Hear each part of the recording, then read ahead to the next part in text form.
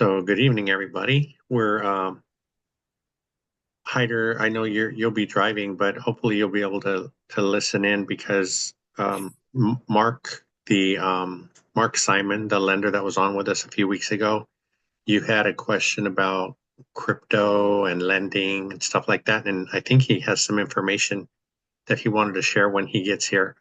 Probably be another 5 or 10 minutes, but and then he had a few other things he wanted to share, so we'll probably let him run with it for a few minutes. But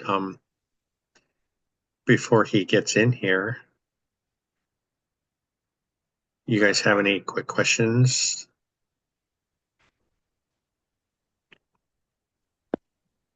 What are people seeing for is everyone seeing like credits? This is large. Is everybody seeing stuff credit like the it being harder to get deals over the finish line for anybody who's doing a deal right now? Yeah, I haven't heard of anybody buying anything right now. Any of you guys doing anything? I know Esther's last deal was a seller financing. I'm closing on a property at the end of the month. Well, hi, Peggy. Hi. Is that in Wisconsin? It is. It's actually in Beloit, in Wisconsin. Okay. Um, it's been on the market for really long, over 100 days, I think. It was listed for like 124, and I'm getting it for 80. Oh, nice. Yeah, it's a three bedroom, but I was gonna say, like, how are you guys finding? I'm used to buying them for like 40 and $50,000, and I've been trying to find a different way. I used to do like a lot of driving for dollars, but I feel like I'm wasting my time just driving around. So I'm looking for other ways and how you guys are finding like You know deals what? and getting deals. This is large. You know what might be a good way. I haven't been successful with this yet, but I'm hoping one day I will be successful with it. And that is so I live in Oregon and I invest in Delaware. And the last house I bought was off the MLS, etc. But I think maybe over the next year, especially if rates stay higher or whatever, um, it might be possible like to talk to the property managers and so forth, and just see if you can get on their list as far as people they call when somebody wants to cash out, Oh, yeah, that'd be a good idea. Never thought of that. right? And yeah, just kind of buy them coffee or whatever, and just say, look, I'm interested in houses in this in this area, and um I can go up to X dollar amounts or whatever it is, right? Whatever your parameters are as far as whether, because chances are those are going to be people who have a portfolio of three or four or five or six, right? Because I don't see somebody cashing out wanting to cash out like 10 or 12, but I can see a smaller investor. They're getting older and they just want to set up the trust, and their kids don't want to do it, and so they're like, okay, let's just cash out right now, type of scenario. Yeah, And so there's one on the market that I think there's like six properties to it, and they want like five something for it. And the numbers, like the rent that they have it listed at and stuff, like it makes no sense at all. right, And so yeah, then they're like, well, we got to have a bank letter before you can even see them. And I'm like, whatever, I'm not gonna deal with it right now. But I yeah, don't put my realtors really momentum and like, 'cause I'm like, well, I do like seller financing, and I don't think right, he like looks into it. He just says, no, they won't. So I think I need to yeah, switch realtors that's more, I don't know, yeah. that It's understanding the concept more. Yeah, and this is like I would just be talking to be networking so forth with the people who run property management companies and so forth, Okay. and just see if because they should, if they're any sort of decent quality, or maybe they suck and that's where you can get it, who knows, right? Where they manage properties for a bunch of investors, right? And there's bound to be at least once or twice a year one or two of them where the investor, where they're getting frustrated and they just kind of want to cash out.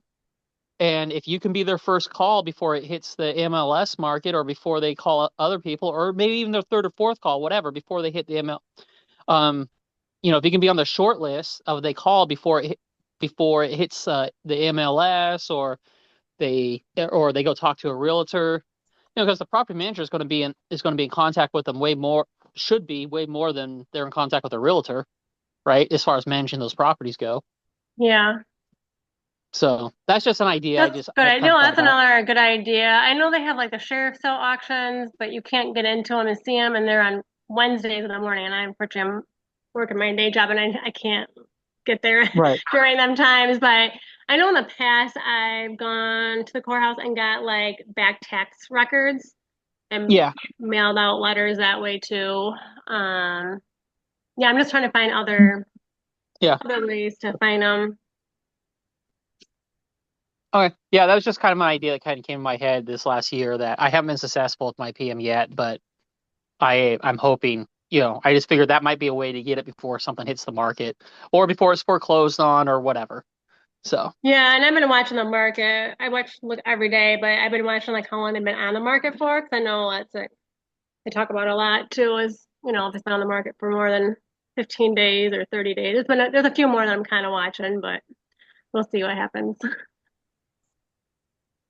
Hey, this is Harrison here. Um, I just wanted to throw this in. I closed on a deal in October, and the way I got a lead on that was I went to my like CPA or tax guy, and I just even if you don't know him, just like float the idea out of being like, hey, I'm interested in investing, and if you have any of your clients that are looking to sell or do anything, that's another good lead too. And you don't even have to be you know that specific tax guy. Like I didn't even have a relationship with that guy, and then now it kind of grew into this deal. So That's a good idea too. Thanks.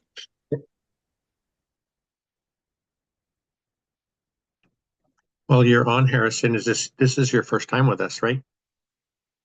I think it's my second or third time. I jump around to a couple different ones. I just my job schedule is kind of hectic, but Oh, yeah, yeah, that's right. Well, it's good to see you. Thanks for coming back. absolutely. Thanks for having me.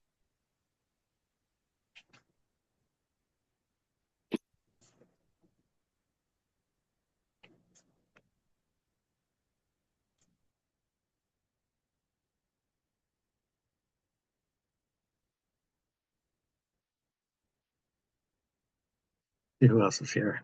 Hey, Lindsay, how are you doing? Hi, Frank. Good evening. Good evening. How are I'm you guys doing doing? okay. How is your meetings going on Fridays? I haven't been able to get there yet. You know, I'm in Los Angeles. Last week, I thought I was going to cancel because I had no power for 3 days. Oh, no. Okay. But I was able to join. I got power the night before. I was able to host, and Vincent was not there because he was traveling. So I was by myself. That was, I was nervous, but it went okay. 6 to 8 people joined, I think, in and out throughout. Okay. We talked about insurance, if anybody knows about a national provider insurance company. I know it's gonna be crazy from now on, but Hmm. basically, and a lot of our people or peeps were California investors, so it seems like we're all thinking the same thing. We need to buy rentals out of the state. So Yeah, that's interesting. Um, so there are a couple, you guys, if you're talking about insurance, so you went over the usual, like with NREIG. right. There's a broker that I've worked with before. His name is Tyler Curley, and it's Kerlee. And he helped us. He's affiliated with one of the other groups that we belong to. It's called Addicted to ROI, Uh-huh. and and he's their preferred mortgage broker. So that might be someone to try as well. Yeah. For for our properties in St. Louis, I just reached out to a local agent, and he's with Shelter. I think he covers Indiana as well. I was going to talk to him about the one property we have in Indiana, but um, his name is Mark, and Mark Smith. He's with Shelter Insurance there in St. Louis, and he's been really helpful. He's really responsive. We have 3 of our properties with him now, and we've been able to get really good rates with him. He let us take our deductible up to 5,000 when a few others wouldn't. They kind of capped it at 2,500. So that made a little bit of a difference on our policies and stuff. So um, I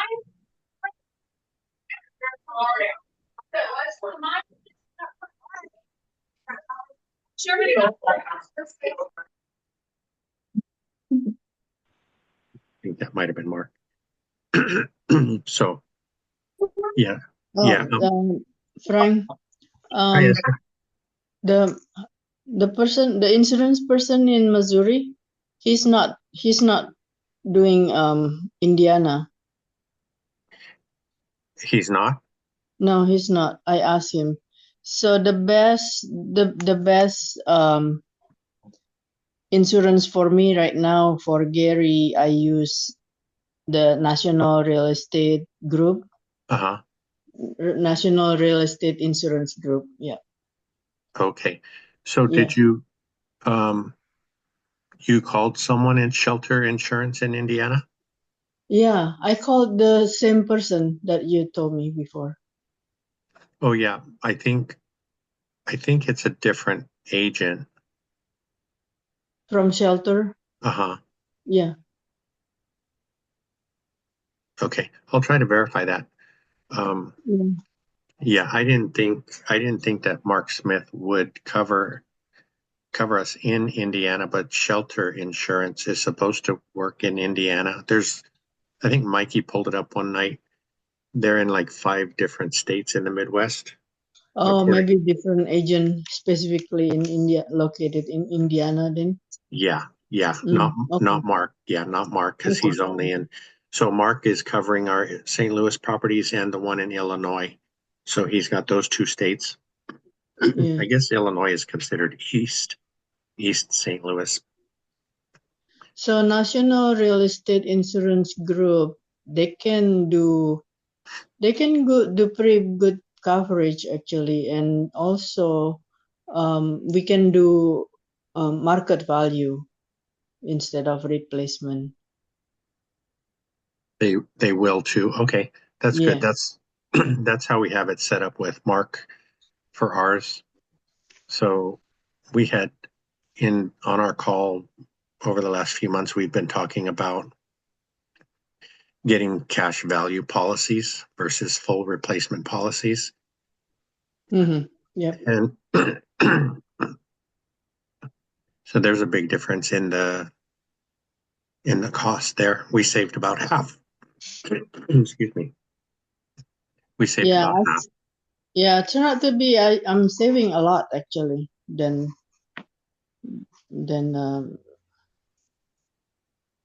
I used Tyler before. Oh, did you? Okay. And yeah, and then I switched. Yeah. Okay.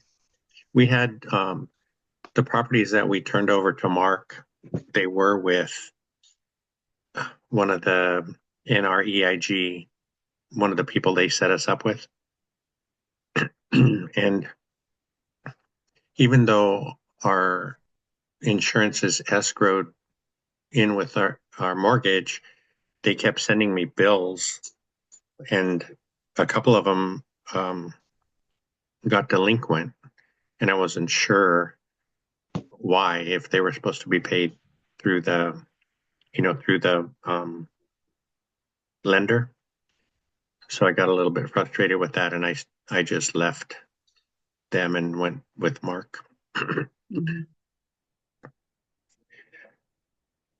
So it looks like Mark's with us now. Mark, I was telling everybody that you were going to come on with us this evening, and you had a little bit of information that you wanted to share. Yeah, and see if this works. Let me know if it's too distracting. I just had to jump off the road remotely, so there's a little bit of background noise with the setting I'm in. Okay. Um, so, yeah, so just for those that were not on the call when I was here last time, which I believe was in November, just a quick story on me. I'm involved with a broker that is actually the largest mortgage broker in the country now.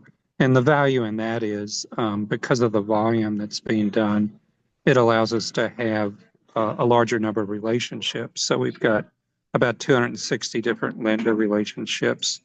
And that crosses several borders. So in other words, not just residential, we do commercial, we have business type loans, whether it's equity loans or it might be an SBA loan, a variety of things there. And, even entered into the area a bit on the hard money area as well.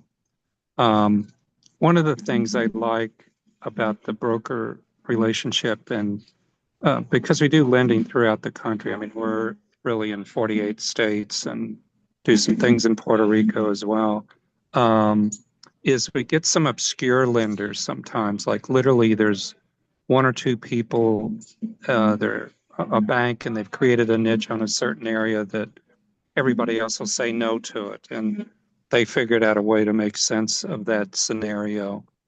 Some of those things could relate to like you guys as an investor and, the common issue, they're looking at taxes and it looks like you're making a whole lot less than you are and they just say no to the loan, or scores being an issue. And if somebody went through some financial issue like bankruptcy, foreclosure, like instead of the standard waiting period, some people that will work with someone sooner, they'll do a deeper dive on the story as to why and all that. Another thing that comes up sometimes with investors is experience. So, some of these people that, like if you're doing fix and flips or fix and holds, like they want to maybe see a bit more experience. So there's some that will work with that newer person and make it happen as well. And what I had in mind tonight was just to kind of give you an overview, and then I already put in the chat my email address, and we could connect one-on-one on a particular scenario that you're dealing with. And next time, maybe approach this a little differently, where just open it up, do a Q&A, maybe a deeper dive on a given product or situation. But just wanted to highlight some things that I know could be helpful. So one of the things when I was on before, somebody brought up about crypto.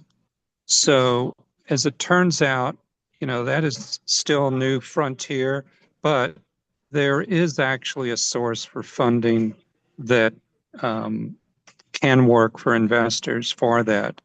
And so I'll just mention a few of the bullet points on that. And then, like I say, if somebody wants to dive deeper into that, and I can,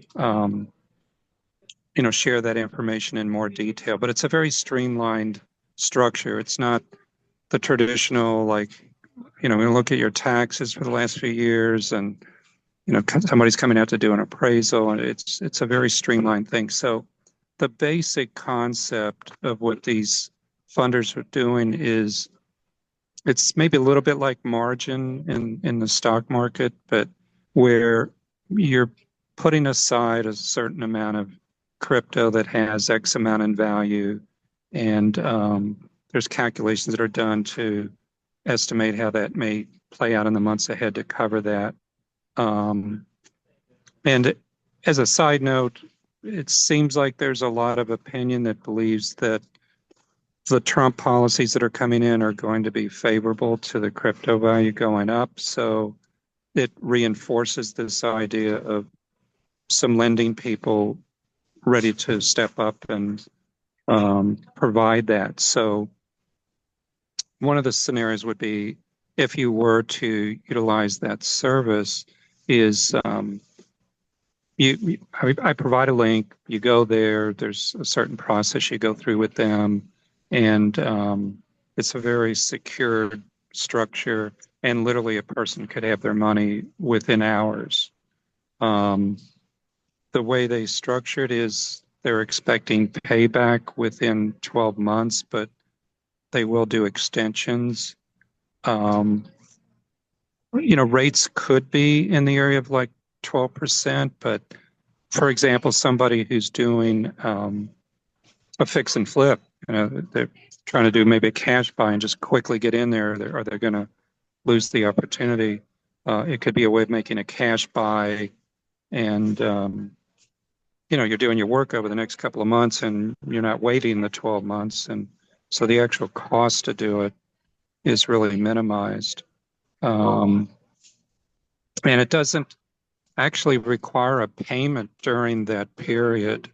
So, it's a pretty interesting thing, and it's a rare breed. I mean, it's not like there's even a half a dozen people in the industry doing something like this now. So, again, I'm getting more versed in it, although unlike a regular residential, let's say, investment property where I would be more deeply involved with you throughout the whole process, I basically turn you over to that company, and they get you set up, and literally it's that streamlined where a person that can actually receive their funds that same day. But it's basically secured against the crypto, and then there's details to that so that you're protected and they're protected as the values fluctuate. So those are a few things I thought were good to highlight today. People are always asking about the rates, and I think the safest answer, like as far as what's ahead in the year ahead, is it's unpredictable. That there's so many moving parts to the traditional checklist of what affects the rates. So we've got a new president coming in, but there's some very volatile things going on out there that could affect that. So, we shall see. I mean, a few weeks ago, there was a little bit better numbers than there are right now, but we'll see the impact of the presidency and some of the issues that are going on as well.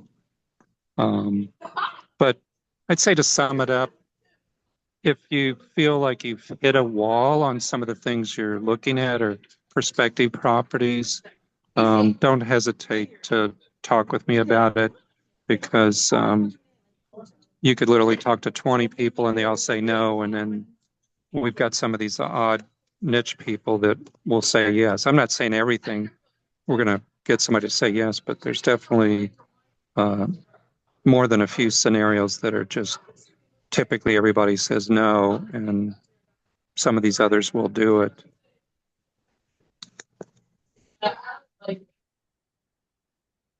That's great. You mentioned you start the application and kind of turn us over to the process. That's the same thing. In the case of the crypto? The crypto, yeah. Yeah. If it's anything other than that, I mean, I'm kind of working with you throughout the whole time. Mm-hmm. I was just going to say that's the experience I spoke to you about earlier today, where we're trying to do this HELOC, and the lender we're working with started the application. Is there a reason for that? I know, like in our case, I think when he started the application, he forwarded like our taxes and some pay stubs and things like that. Yeah, so in most anything we would do together, I would be, hands-on throughout. I think part of the concept is it doesn't involve a lot of the things that a typical loan does. Like, okay, I don't have to be arranging for an appraisal and a title check and all the assorted things that go on. And then it also, I get a little something out of it, but it's it's fractional compared to a normal situation. So by all of that, these people that are doing the funding don't need somebody with all over the thing, and it makes it more profitable for them. But with the very nature of it, like I say, literally people have received their funds the same day. Unlike any other type of loan, sometimes they can be quick, but not that quick. Mm-hmm. So, yeah, I guess that's part of the understanding, like why is it so simple? Because basically, for the crypto, I would basically be providing you a link direct to this funding source, and then you walk it out from there. Um, next time we could maybe dig into that a little more because I know there's questions that come up like, any tax implications or legality things, but but I know it's plugged in with some names, and we could go into that next time that are very secure, well established, and I know with our company, with the broker, um, they don't even really want to touch something like this, that there's even a chance of some kind of issue. So they've kind of sought it out. And the guy who really is overseeing it with our brokerage, like he personally, before this came about more recently, has been in that whole scene with the Bitcoin. I mean, going back to the earlier time of that getting underway. So I think they've sort of done their due diligence, I guess is the wording. But, obviously anyone here that would be thinking about it would, check out these things before jumping into it as well. Okay, great. I know, as you said, you'll be back on with us in the future, but if anybody has any general lending questions for Mark while he's here, feel free to jump in. Yeah, and then let's see. I think it is there in the chat. My email address. So like, if somebody wanted to jump onto something immediately, you could just shoot your contact information over, and we can get back together and dig into that.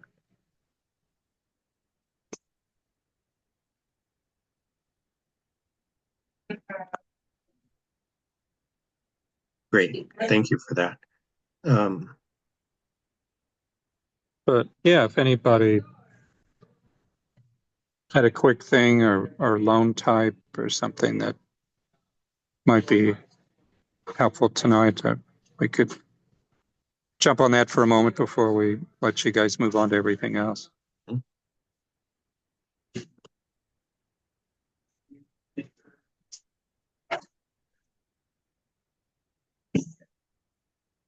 Well, we'll keep going for now. If anybody thinks of anything, just say the word. Yeah, so summing all that up, I guess one of the comments is that I think this particular brokerage is very investor friendly. And so we just kind of see it all over the place, from the new investor and modest investor to people that are, buying commercial property worth millions of dollars, or mixed use properties, or, 5, 10, 20 unit, apartments. And so just down to the single family, and it's under $100,000. I know that's a topic sometimes, is a lot of lenders that just don't want to do a loan that's at least 100 or 200,000, whatever.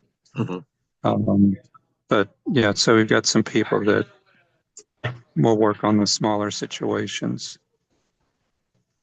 Yeah, and that's why we had reached out. I know Mikey did too, but we had reached out originally because we couldn't find anyone that would go down lower than that. And like some of the properties that we picked up in St. Louis were like 70 or 80K. So the loans ended up being 50,000. So that was really helpful for us anyway. Yeah. So that, we've got, I'd say more than a few, but it's definitely a shorter list, but there's definitely multiple lenders to depend on what the scenario is that will work with those situations. And they've had some good experiences really with this. I don't know how many people in here dabble in the fix and flip or, fix and hold. There's different providers that work well with that look at what it is and some serious work that's got to go into it, and then they look at the ARV value and um, make that happen in a reasonably quick time.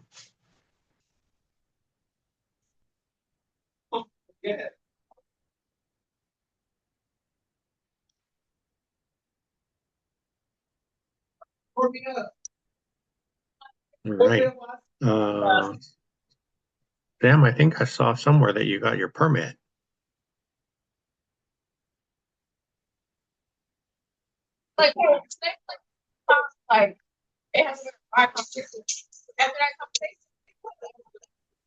Maybe he's busy. Yeah.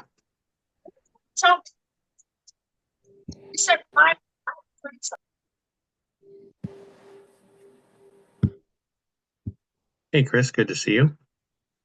Hey guys, sorry I'm late. Catching up with some work. Yeah, no problem.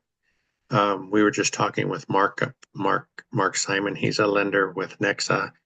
And actually, I was talking to him about you earlier. He would, because they do commercial lending and they go all the way, they go really low with single family loans and stuff as far as minimum loan amount. So he has a wide range of things that they do. Nice. I have a cautionary tale on seller financing if we have time, but I'd love to share horror stories on commercial. But I'm happy to report that the one boat anchor around my neck, my one commercial property that was a problem, we signed the lease yesterday. Oh, nice. I had to do what's called TI, tenant improvement, Mhm. for the first 2 years. So basically, like it's break even now, but in 2 years it'll be good. So Well, that's good news. Mhm. I think you already made your decision about the doggy business, right? You're full steam ahead on that one. Oh, dude, yeah, I'm building permits approved, but the big issue in our area, the township's making up for sins of the past. Oh, Stormwater improvement plans are still in review. So I'm going to spend 60, 70 grand just, doing stormwater management for stuff that's for a building I'm leasing, not even owning, I'm leasing. Anyway, wow. yeah, Jack, if you get a chance, Google K9. Oh God, I'm a franchise owner. I don't remember the name. K9, K9 Resorts. I foolishly over COVID bought a franchise there, and I'm going to explore it in my backyard, which is a good demographic. But because I got into real estate, and that was a great diversification, but I wanted one more leg on the stool. So Cool. Yeah, so what about your seller financing horror story? well, I went after. I've gone after 9 seller financing deals. Got my first one, but the sellers were these. Pardon my language. These sleazy kind of South Philly contractors, and they just botched everything. And I'm having to redo everything they touched. It's just frustrating. But um, I was so eager for the seller financing deal, I agreed to a 24-month term. And Frank, can I share a picture? Is that Yeah. possible? Yeah, let me Hold on, bear with me. Let me find it. see if I could figure out. Oh yeah. The good news, you don't have to be a technical expert to appreciate this picture. But you gotta give me 1 second. Let's see. Dan, masonry guy.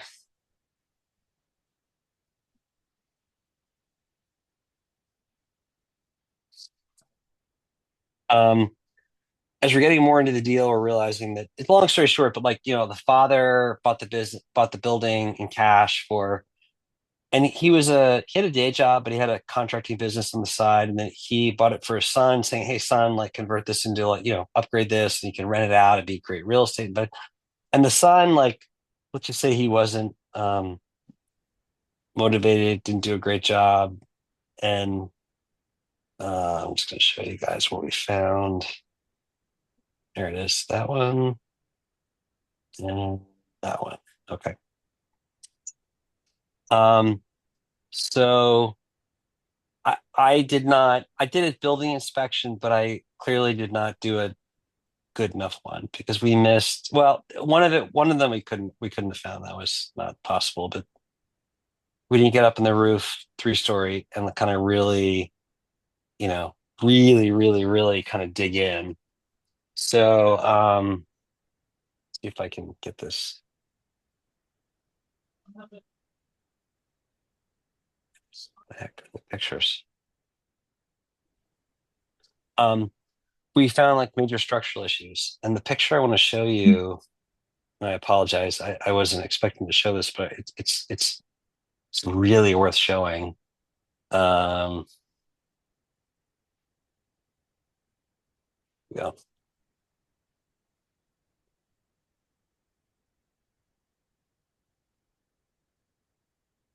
Um, Long story short is we found a lot of issues. The conversion is going to take a lot longer than we thought.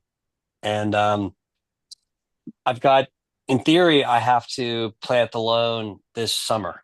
And I'm realizing I need another 6 months. So I'm going to have to go back and figure out, a different strategy, right? So the problem is that I don't want to have to go through, I'm paying all the construction costs out of pocket. I don't want to have to go back and do a construction loan or interim. So I'm gonna have to go back to the seller and say, hey guys, we found, and I apologize. I don't know why I'm trying to transfer stuff between my different Apple devices, but we found like we on the third floor, we're converting the ground floor. There's a ground floor that was commercial. We're gonna just modernize that. There's a addition on the back that we were going to convert into a separate, but it requires me to spend 70 grand on sprinkler systems, which I'll do, but maybe at a later date. And then the upstairs we can convert it into a 4-bedroom. When we were seeing some water leakage from the roof, and at first we're like, well, the flashings probably wasn't done really well, and fair enough, we'll sort that out. But as we got into it, we realized the chimney had been leaking for probably about 40 years, to the point where, and I've never seen this before, I've seen bricks dissolve. Like literally, I'm opening up a wall and I'm seeing like bricks have dissolved into like a mushy powder. It was a very interesting experience. And we opened up the chimney about 10, 15 feet below the top. And the picture I really want to show you, apologize guys, it's not. The picture we found was that the one side of the chimney was missing 5 rows. It had dissolved. They had dissolved 5 rows. So 2.5 feet, which basically means the chimney was probably on a cusp of toppling over structurally. And now the good news is that I got a great mason guy. He fixed it. It's all good. But long story short is like, don't be coerced. Don't get excited about the seller financing to accept too short of a term. Because my view was like, hey, in 2 years, the interest rates will be better. They won't be worse. They'll be neutral or better. I'll have the place converted. But it took me 6 months delay because of my other conversions, 6 months to find a good contractor because it was harder than I thought. And then 6 months delay because of a lot of structural issues we didn't expect, which haven't been a major cost issue, a little bit, but more just a time issue.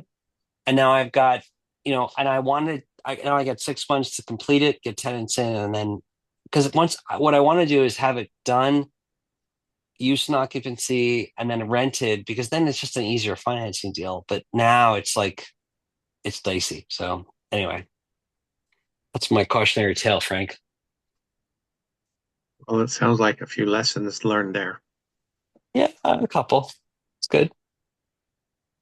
Yeah, that's good. Thank you for sharing those. Sure.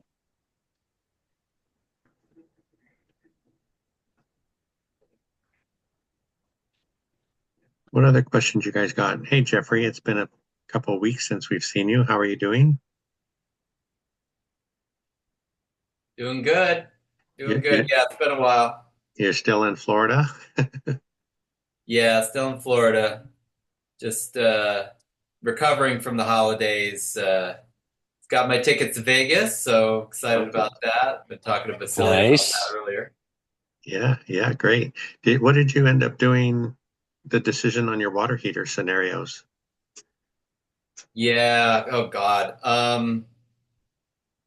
We found somebody to do a pretty cheap replacement. We got somebody who specialized in water heater replacement, and it was like $1,000, I think, all told. And we're just gonna continue to talk to that guy about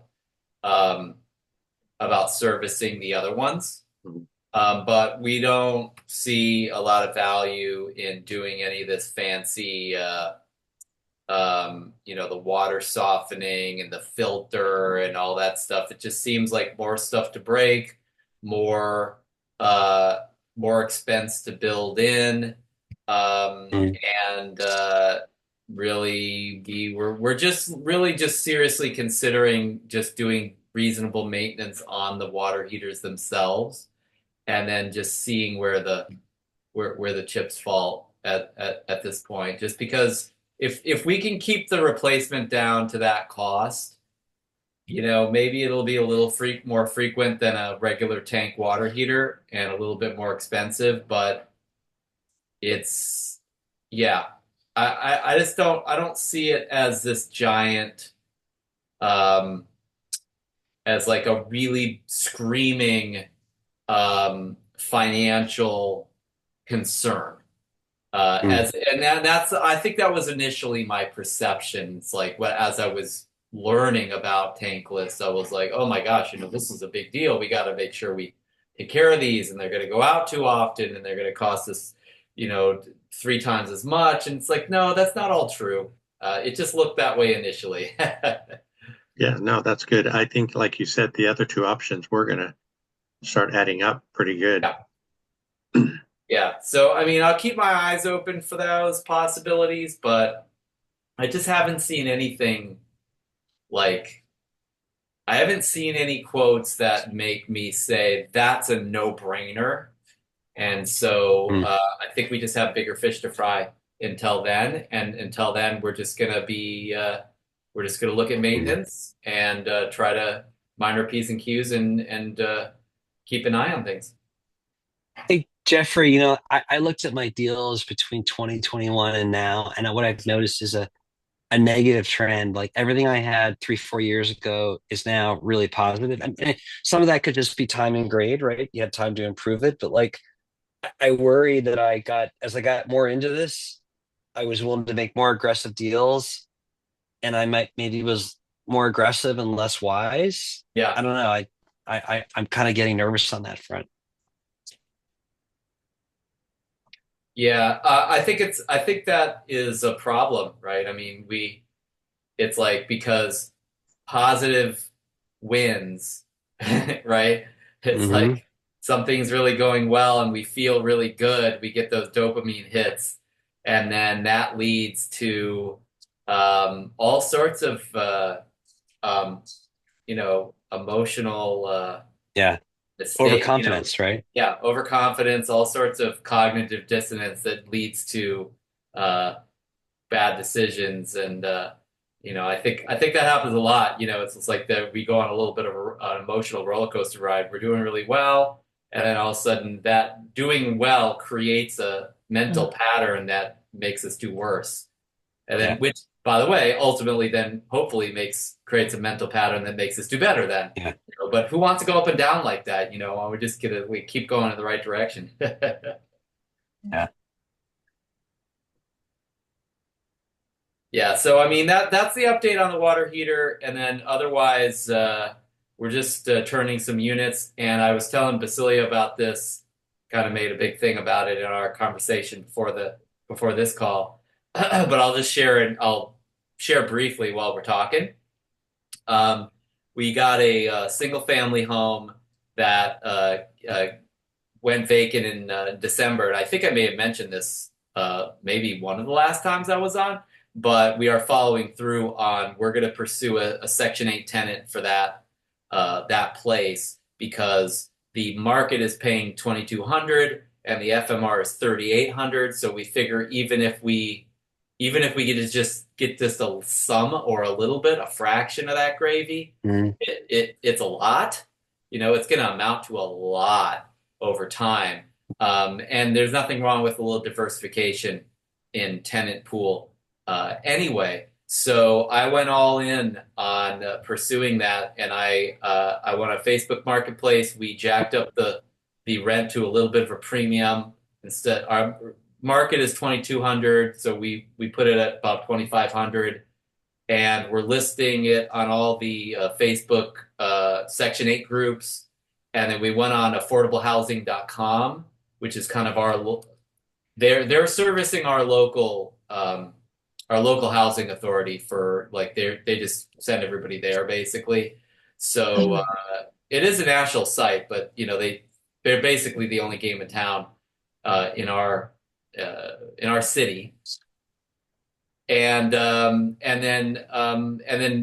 the problem with affordablehousing.com is that it's not like Zillow where you just list it and people apply and inquire and stuff like that. You got to chase people. You got to chase them down. You got to prospect them. So they give you a prospect pool, and then I'm just grinding out messages to all the prospects that seem to fit that unit, basically. And I've had 10, 15 conversations with Section 8 voucher holders, and we had a showing yesterday. We had 3 of them come in and see the place. We're narrowing the pool down to 2 of them, and we over the next couple days we could very well be moving to verify one or both of them for the tenant. Is that your first Section 8 tenant, or are you kind of seasoned?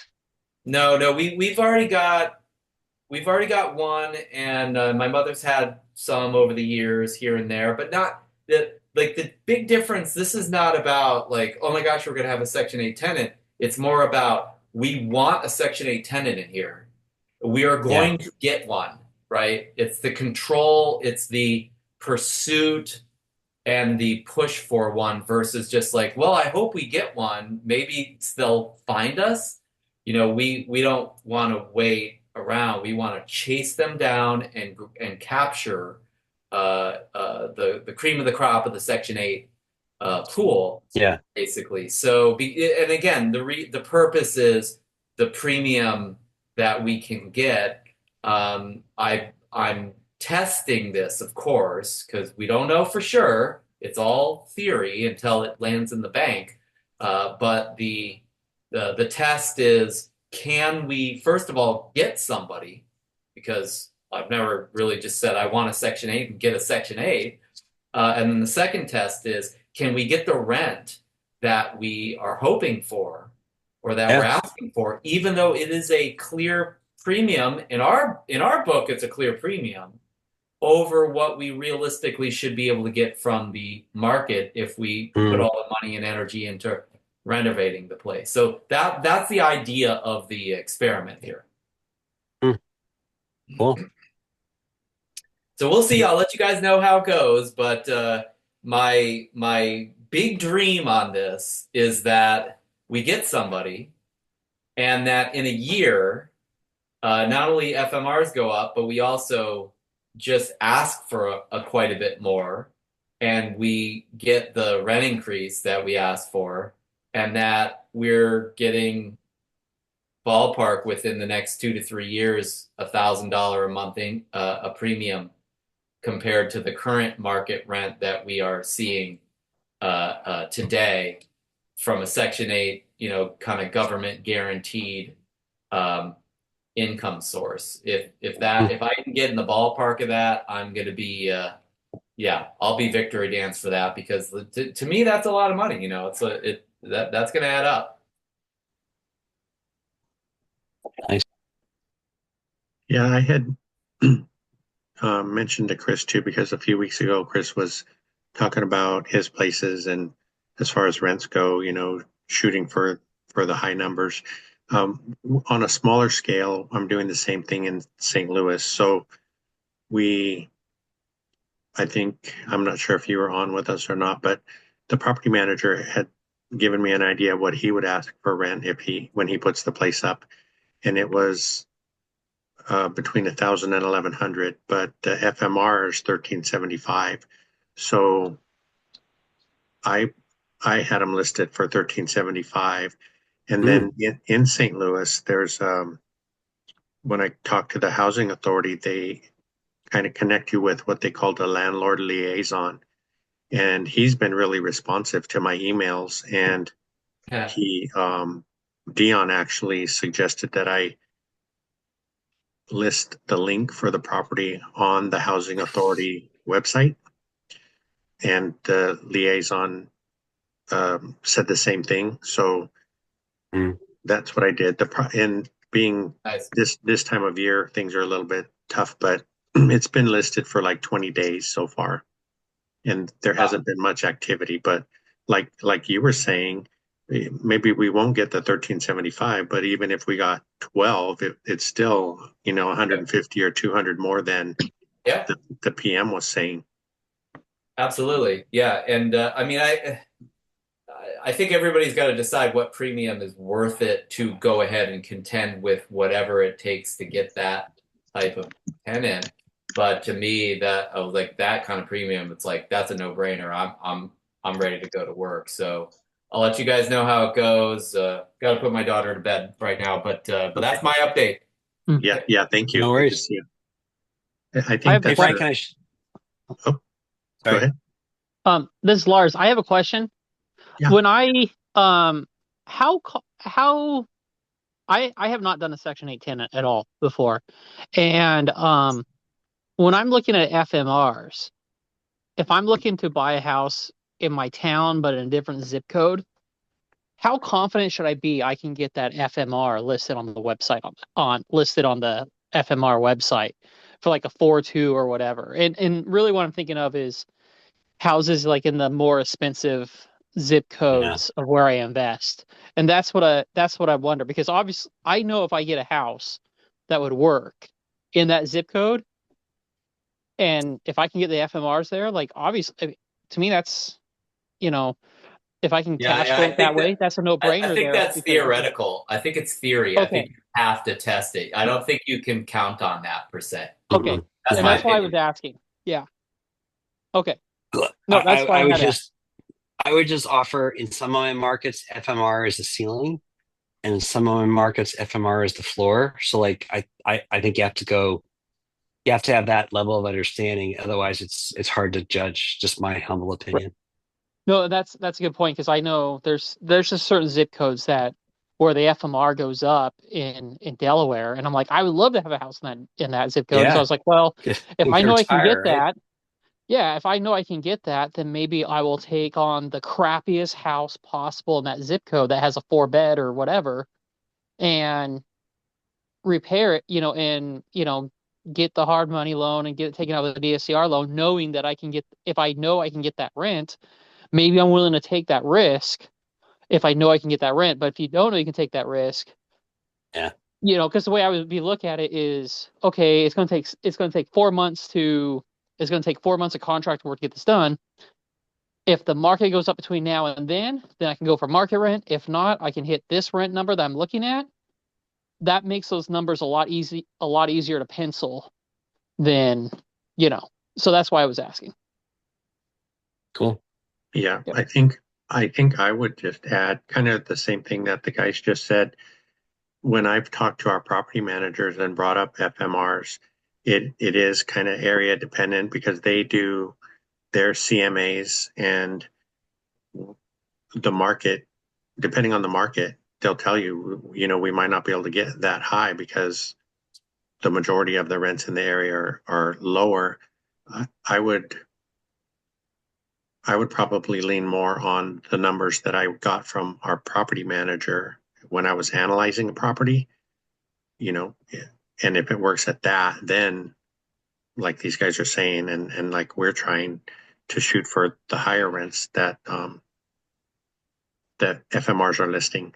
And someone was on, I don't recall where it was, but they were talking about how a lot of the areas now are divided by zip code, and they used to be, like if I looked up St. Louis County last year, it was a number for St. Louis County, a rent price.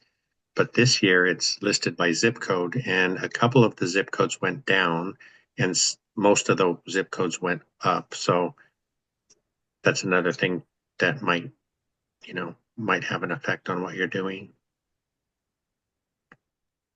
Okay, well, I'll just stick to what I'm doing right now. It's fine. It was just one of those like, hey, if that's a floor, then that changes things a little bit depending on the zip code, there in Delaware. But yeah, because right now I just kind of go off of the rents that I download from like Right Investor, which of course is the what's that company that the rent-o-meter report, and then on my PM, and I kind of use that. I kind of use the rent-o-meter report to as a filter before I send something to my PM, because obviously I can't send them ask for rents on 10 different properties at a time. Hey, Lars, but Yeah.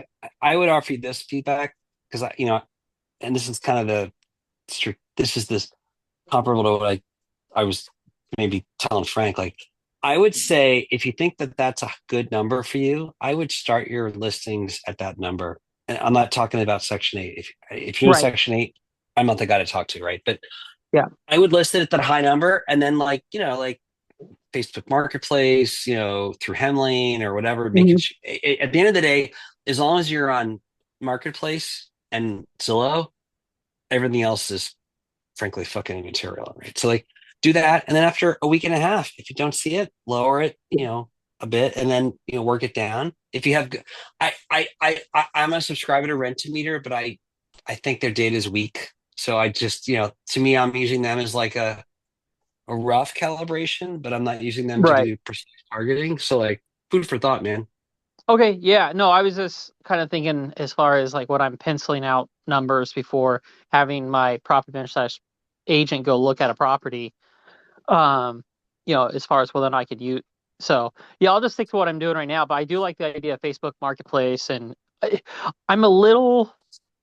I will say I am kind of spoiled in that I found a good PM to start off with, and so and it's definitely made it easy, and I'm sure I've sacrificed some profit along the way from it. But yeah, it's important, I think, to create processes and backups for if anything happens, and then also, I'm also interested in different markets, as you know. So that's the other part of that too, where if I don't trust. But Lars, you're a finance guy. Like, this would be my only other two comments for you. Like, so like, and I've got one PM that I'm ready to fire, but I just haven't had the patience of the time. But like, you should ask them, like, where are they at? Where do they advertise? And if their answer is like apartments.com, it's like, okay, well, that sucks. Like, because like this was the data I had. Like, and I'm a Hemlane person. It's not perfect, but I like it. Hemlane's default program posts everywhere but Zillow and Marketplace for free. Zillow, because they decided to charge, was $80, 75, $80 a month. But I never advertised more than one a month, so that's fine. And then Marketplace, I had to do it myself. Literally, I cut and pasted from the Hemlane listing into Marketplace. It took me 5 minutes a unit, right? So like, if I enable Hemlane with like 13 or 15 or 20 websites, rent.com, apartment.com, Redfin, within 48 hours, I got 5 interests, right? I add Zillow, I got 20 interests. I add Facebook Marketplace, I got between 80 and 120. So just calibrate your math on that. And then, so like, and try it. And then like, look, if you do that, and after a week, people aren't really biting or whatever. And don't do individual showings. Be like, hey, I'm gonna do a showing on Saturday for and I'm gonna do a showing maybe Monday evenings for the people who work the weekends, like the bartenders and the waitresses.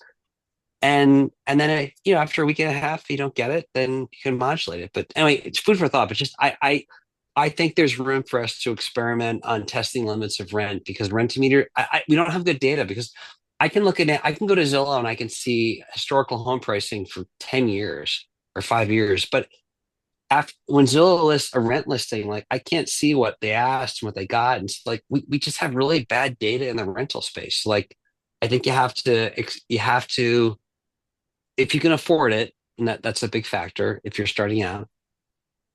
You have to you give yourself some latitude to explore where market pricing really is, because I don't really Yeah. think we know, right? It's my humble opinion. Yeah. Cool. Yeah. Thanks, No, Troy. that makes sense. Yeah. Hey, Troy, did you have a question or a comment? I do. Give me a second here. I'm out on a run trying to Oh, cross an intersection. I'll come back to you when you get a second. okay.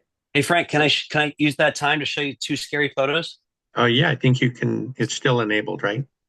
I sorted out my technical issues. All right. So we tore apart the third floor and we saw this. Hold on. Okay, can you guys see this? Yep. Now we can. Now we can. This is the chimney. This is that beam, we raised the ceilings, right? We got rid of the ceilings and put some joists, like some supports in. The brick had dissolved on, what is that? 1, 2, 3, 4, 5, 6, 7, 8, 9, 10 layers. Brick had dissolved on 10 layers on two sides of the chimney. And the only thing holding it up was the white stucco, which we tore out because we're like, hey, there's some bricks missing. I wonder how bad that is. Yeah, this is how bad it was. Wow.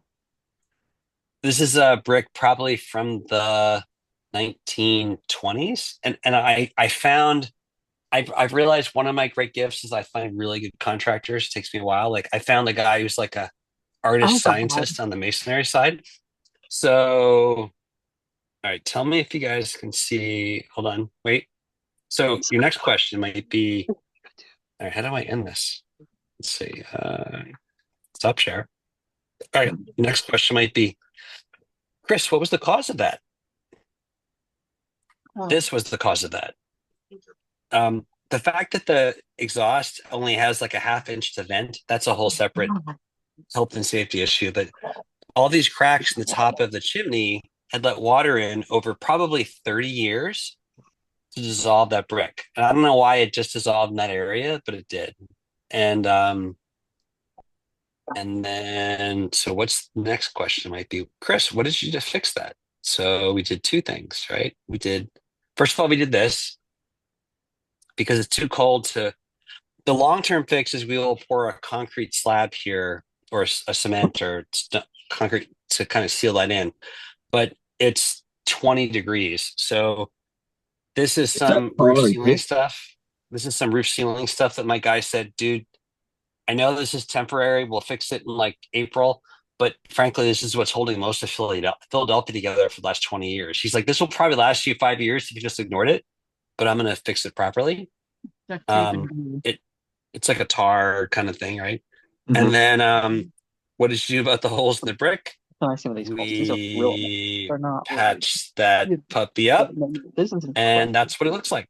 So, these are and what I'm that's realizing now is the stuff that I thought was really scary, like masonry, is actually, if you find the right contractor, it's not that bad. But it took me 3 years to find the right contractor because we have a house at home. My personal house is a lot of stonework, and to find the right guy, it took me a lot of time to find. He's not the cheapest, but he's extremely good. So sorry, go ahead, Lars. You can charge what he charges. Anyway, sorry, Frank, back to you. No Hey problem. Chris, what do you put on the top? On Yeah, the it looks top like of the tar and chimney? pitch. It was a roof patching material. I can get you the name and I'll shoot it out. That he It's got metal. literally he got it from Home Depot, or sorry, from Lowe's actually, because that's the closest, right? You can get it from any roofing company and your big box Yeah. stores. Yeah, It's it's a even Ace standard Hardware. roof. Yeah, It's standard metal. roofing Roofing patching mastic. material. It's It's like called- tar. It's super resilient, right? It's called metal roof sealant. Yeah. I've I used was it going to ask you, several times. Chris, about the. I was going to ask you, Chris, about the bricks. I mean, all the houses here or anywhere else, they're made of bricks. So I wonder,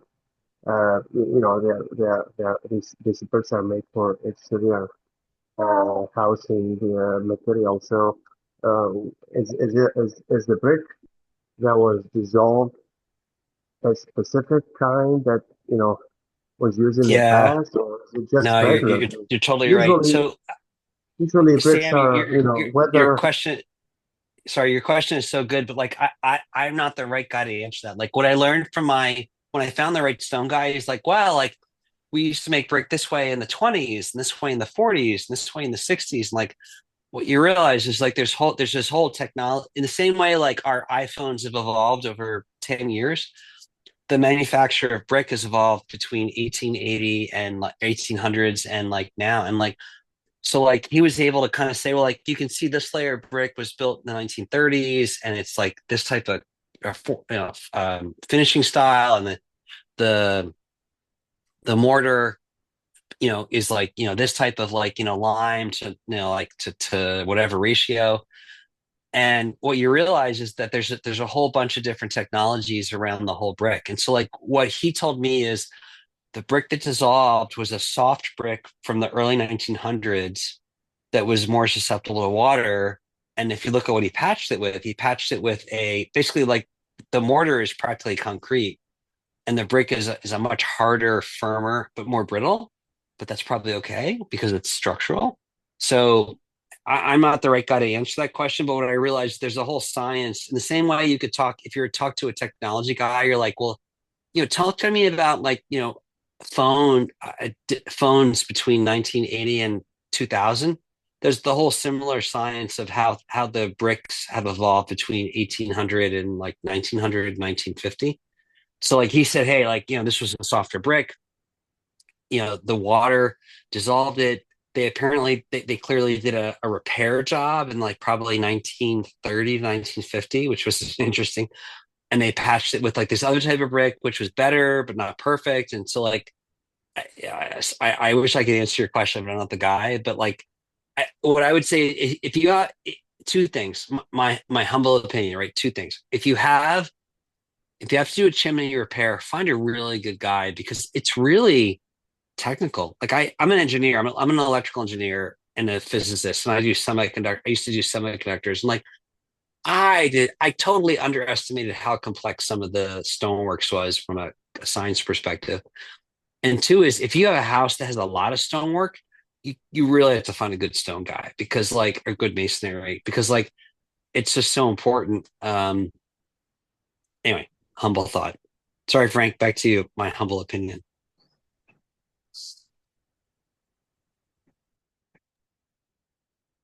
Well, thanks for sharing that. Yeah.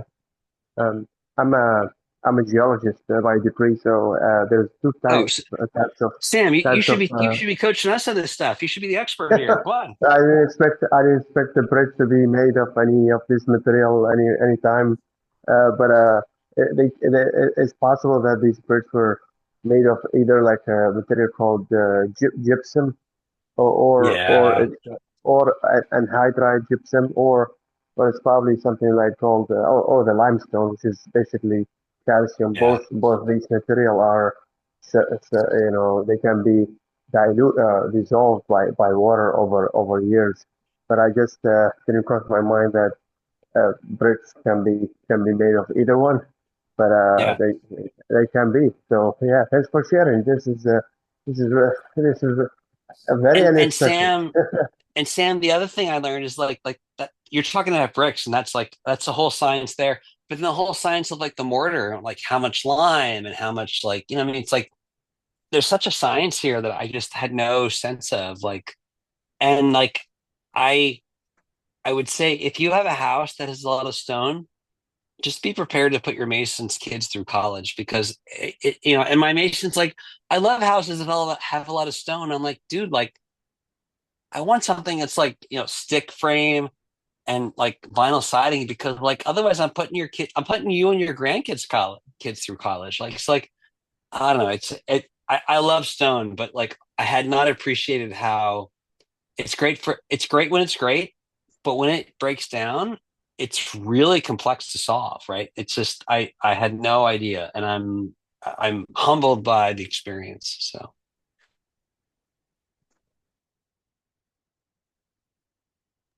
but Sam's going to be giving master coaching classes in how to manage stonemasonry work starting next week. So go for it.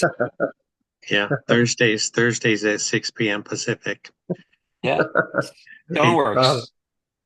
All right. But yeah, this is interesting. This is interesting. Yeah. Yeah. To think. Yeah, I have follow-up question about Jeffrey. So when you use the affordablehousing.com, if do you do tenant screening first for them to be able to qualify?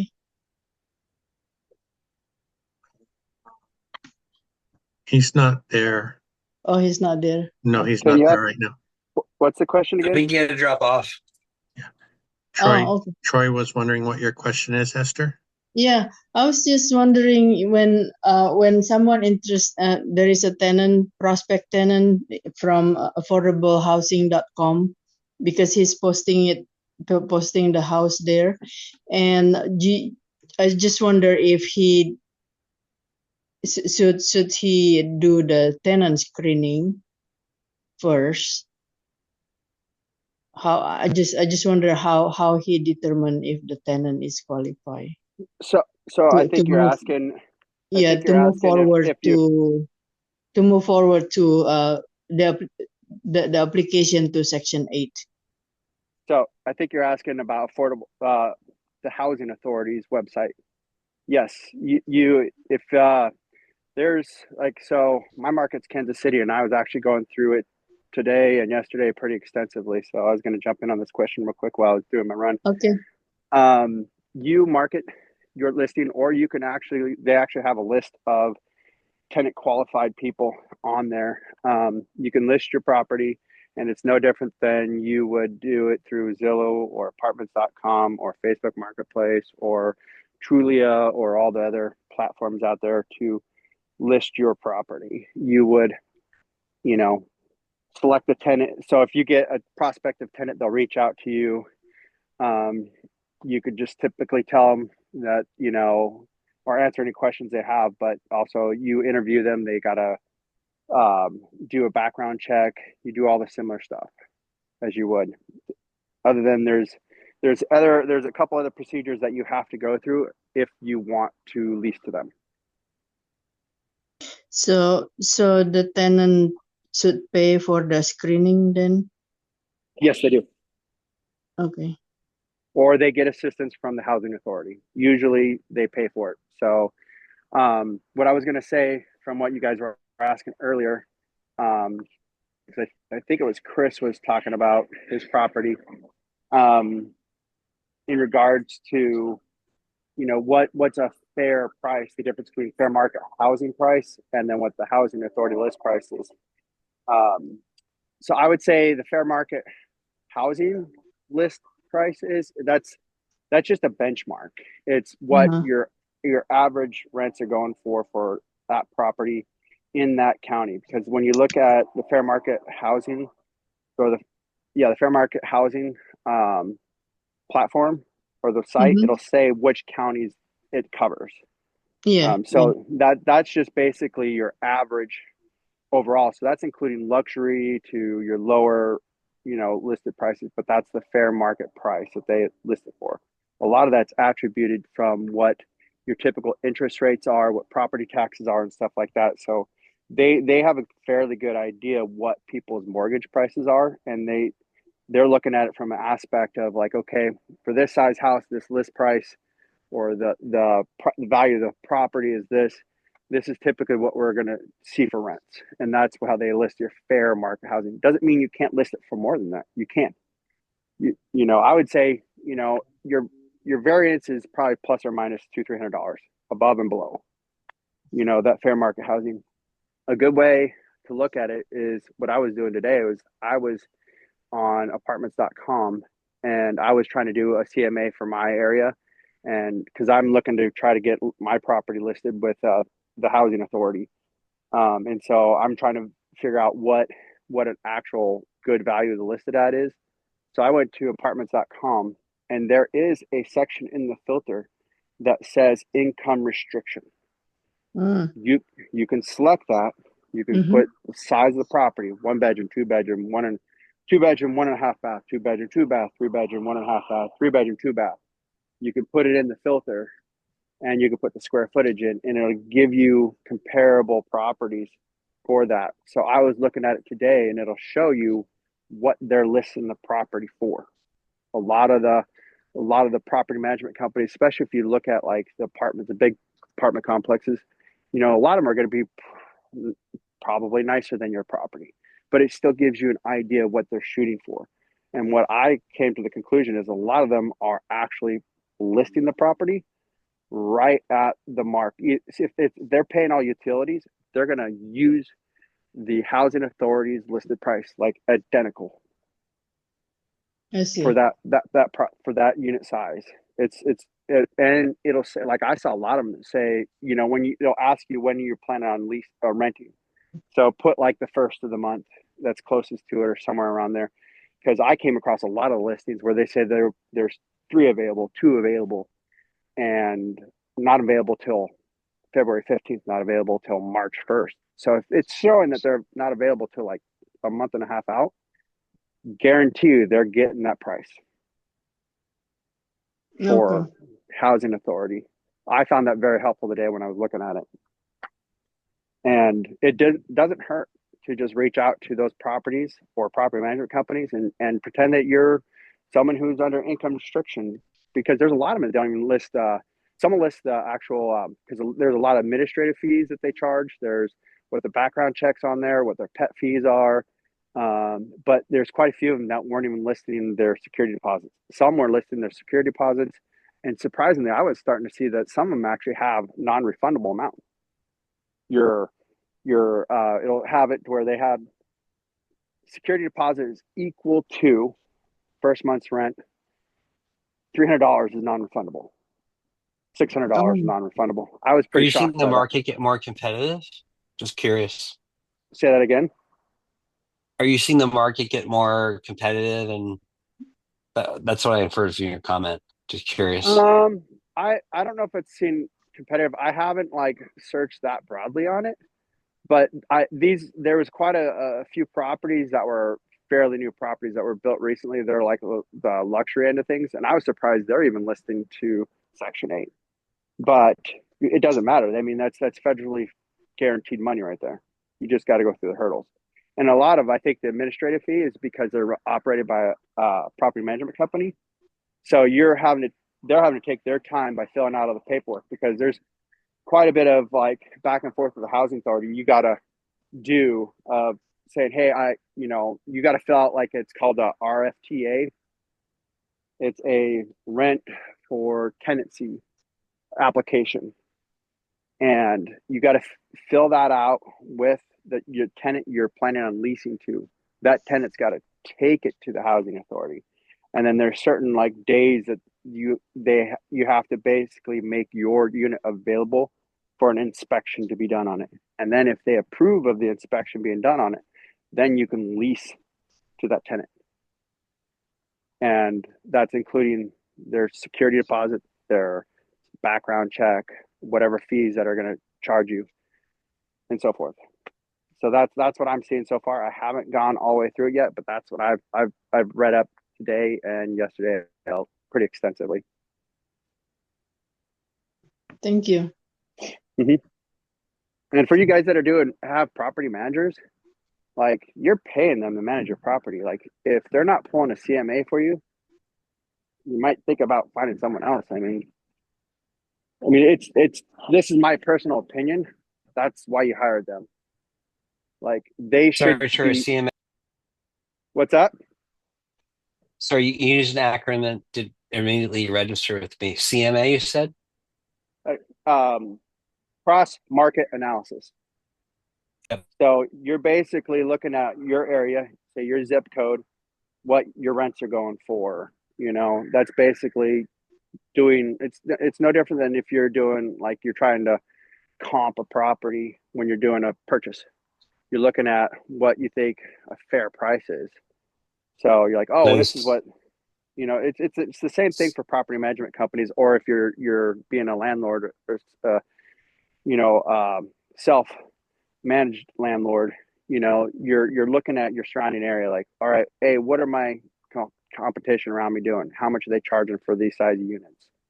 Troy, you are dealing with much more sophisticated property managers, I think, than many of us, because it makes total sense.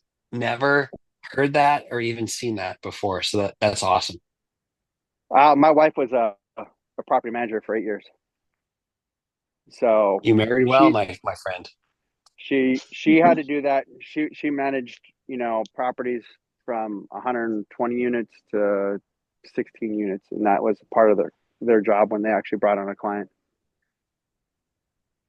So, but needless to say, it's by doing that, not to say you're not to do that, because if you're familiar with your market, like, it not only benefits you for getting a price that you feel is right for your property, but it's also giving you a really good idea of what your property values are going around your area. You're doing a lot of research. You're seeing what your competition is. So that way, when you're still looking at purchasing another property, you're getting really familiar with the area, your market.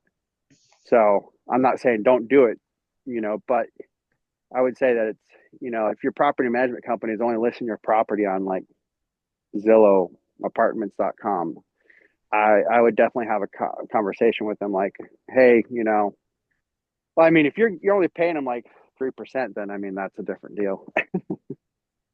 But if you're paying 8-10%, that's quite a bit. I would expect them to be doing more and listing them on. The only thing they can't do is they cannot list on Facebook Marketplace. They're not allowed to. You raised a good question. Like, I was curious, like, what are people paying their PMs? Like, I would be tough.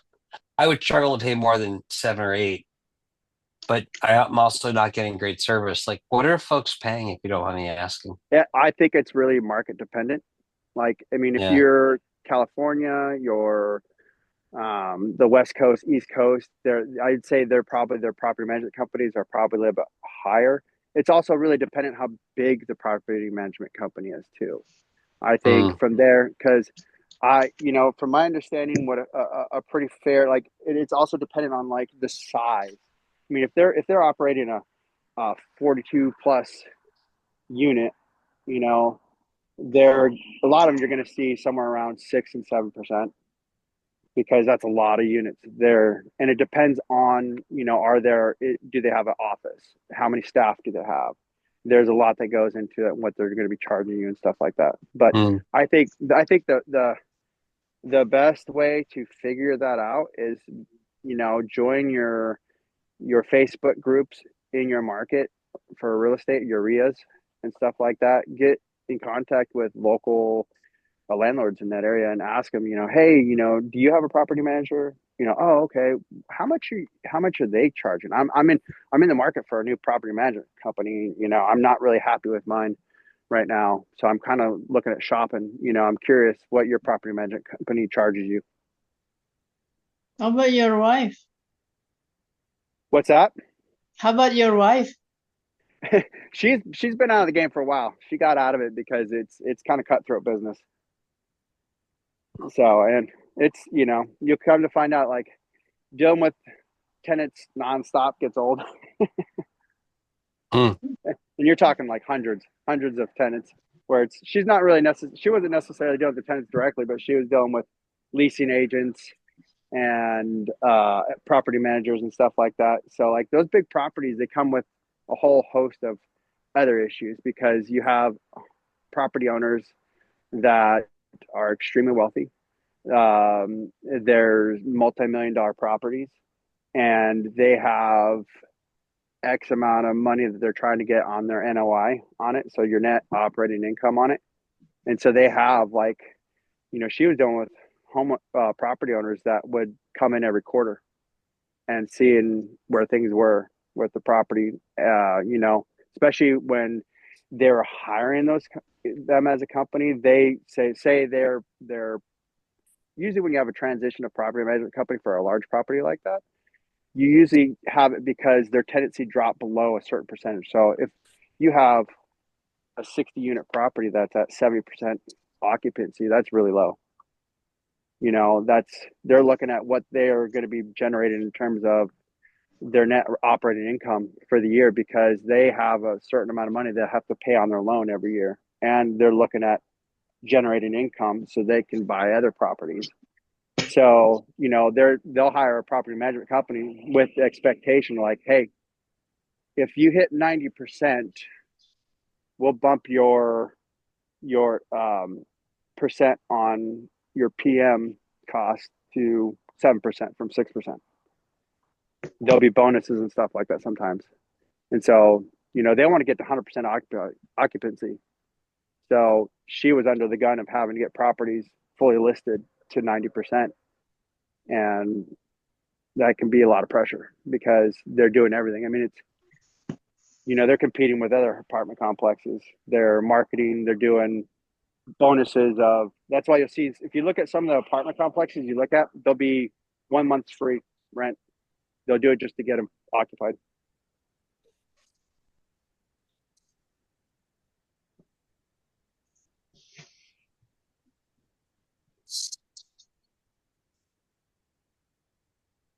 Hey guys, I gotta run. I gotta grab my daughter. She's at gymnastics. I always love jumping in here on Wednesday night, guys. Hope to see you guys at Vegas. Thanks, Troy. Appreciate you being here.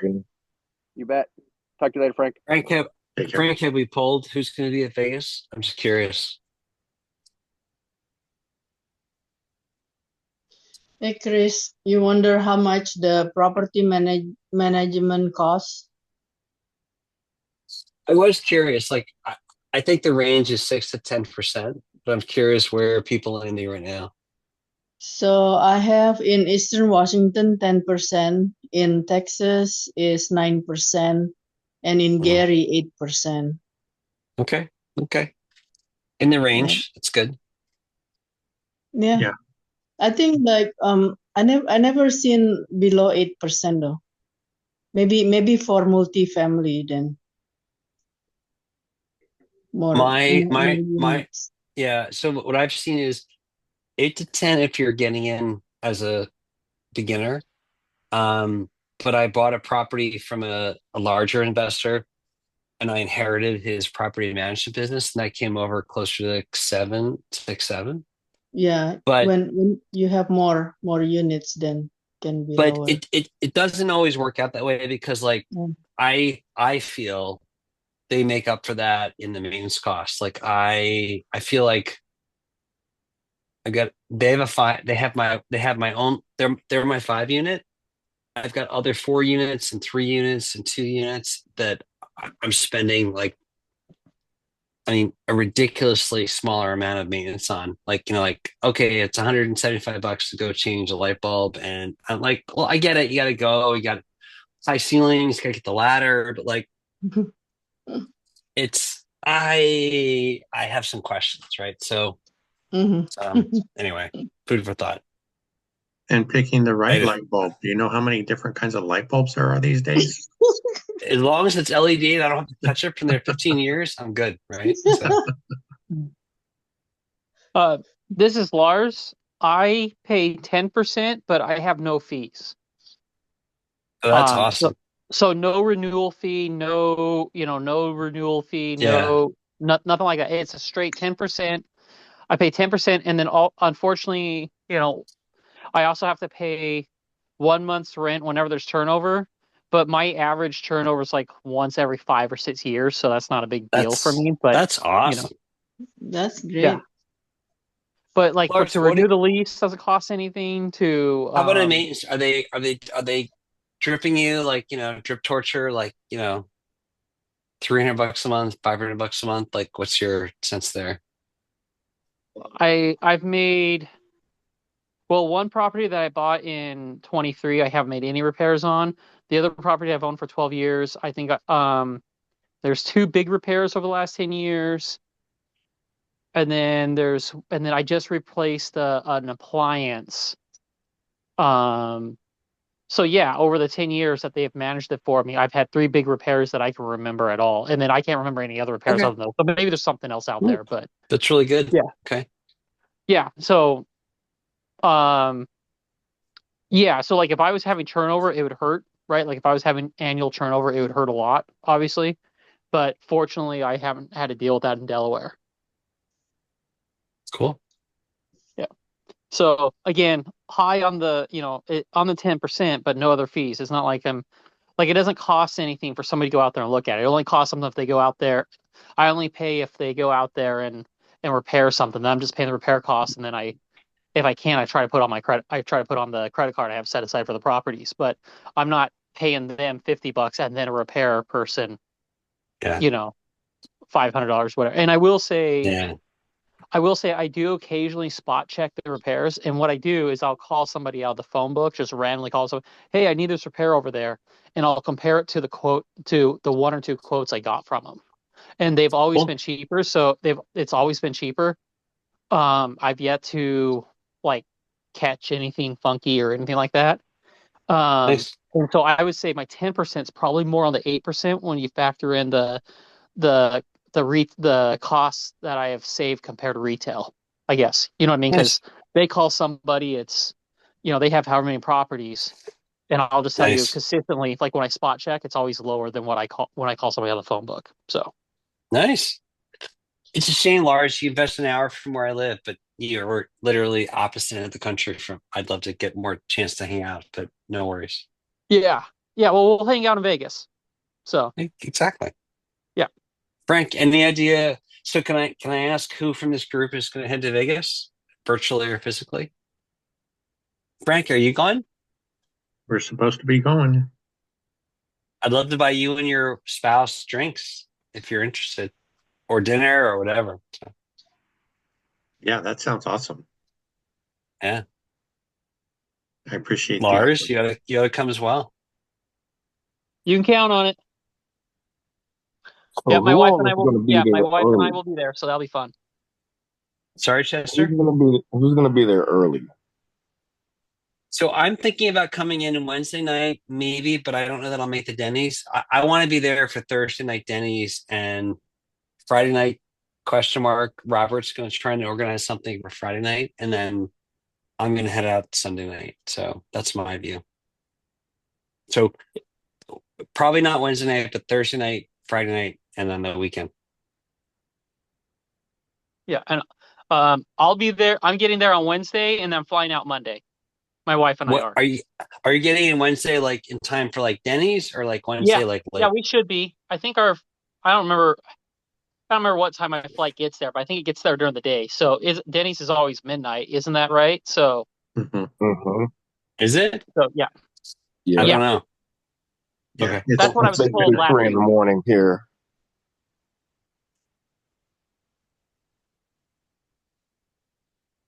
It's going to be a challenge for me because it's 3 in the morning here, and it's already almost 11. Yeah. Are you coming out to Vegas or what's your plan, Chester? Yeah, I'm going to be in Vegas. Yep. When are you arriving? Thursday, I think it is. Okay. Yeah, I'm pretty sure Thursday. Can we buy you dinner and drinks on Thursday night?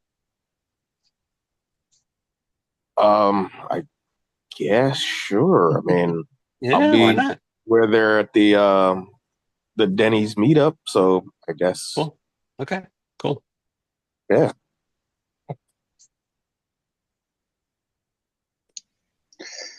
And yeah, as Chris said, I'm trying to get something going Friday evening slash night, as I don't think Zoob or anyone else has anything planned that night. It's not gonna go to midnight unless people want it to, but What are you I thinking, have Robert? faith in you, Robert. You'll find ways to keep us entertained. I mean, I don't know. What do people want to do? Dinner meetup? Do something fun? Whatever. If it were up to me, I'd probably do something in my natural habitat called Round One Arcade, bowling or playing games. I'd be up for one of the nights, a Sphere tour, because I've been dying to check that place out. I feel I kicked myself because I didn't do the U2 a thing last time that we were in town. Like, I'd love to see a sphere tour. That would be cool. It was crazy looking from the outside. It looked awesome. Yeah. I was there in early December and I'm like, they had it set up for F1 and the videos on the outside alone were awesome. I can't imagine what it would be like on the inside. Yeah.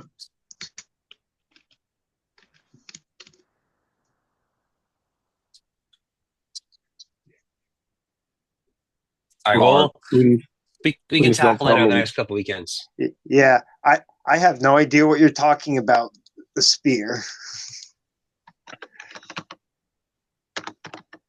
Robert, as a technologist, you got to do your homework, man. Like, this is like the $1 billion investment of the largest like screen in the world. It's totally cool. Totally check it out. I think Oh, you'll find it really interesting. well, I'm looking at it on Google Maps right now. It does look interesting. $1 billion, and they want to build one in London, maybe, and then I think they'll do one in Orlando. I don't know about LA, and then we'll see, right? So, $1 billion display screen. Just wrap your head around that. So, Yeah. I can think of better uses for $1 billion, but that's my opinion. well, yeah, depends on how much you value that $1 billion. Like, but yeah, I'm with you, Chester. Like, I don't know if I don't know if I'd place my money in that investment, but I will say, like, Vegas or London, I'd be willing to. I'd throw some money in that. I think you'll make your money back eventually, but it might take a while. Cash on cash, questionable, but there's a lot of seating in that place. yeah. But like, dude, like U2, Grateful Dead. I mean, come on, like that's okay. Our cash on cash to the wind. Like, who cares about that? Like, that's just so cool. Come on, like that's so awesome. Do you have any idea what the tickets go for? I have no clue. If you want to do the tour, which means you're going to see nothing of importance, you're going to spend $100 to $200 for an hour. If you want to see U2, it was $800 to on up, $2,000, $3,000, high end, right? Grateful Dead, comparable, right? So it's an experience. It's a quote life experience thing, right? It's not something you're gonna do every weekend. It's oh yeah, and look, I've never seen U2. I've seen Bruce Springsteen 13 times, and Rush 9 times, and Genesis 12 times. So like, I would pay $1,000 to see U2. I'd pay $2,000 to see U2 because I'm probably going to see them. And I will never see them again, and then they will die and I will die. So like, I'm okay with that, right? But I would pay to see, and my wife is a major Deadhead, and I've never seen them, so I would pay real money to do that. But that's about it. So, but I'm a goofball. Like, what do I know, right? So, just off those numbers, I'm sure their $1 billion is doing pretty well. Yeah, I don't know if the investors feel that way, but yeah, I think they're optimistic, but I don't think they're feeling confident. But yeah. Yeah, looks like it's very expensive to get into the Sphere. Jeez. It is. Well, it is. So, okay, maybe oh, that's not the what right is- answer. Well, what? Wait, Robert, what wait a about our minute. conversation on the engineering There's a tour at the concert Hoover going Dam? on. Sorry, Robert. Oh no, I was just mentioning there's an Eagles concert going on the dam that Friday night. Ooh, that'd be cool.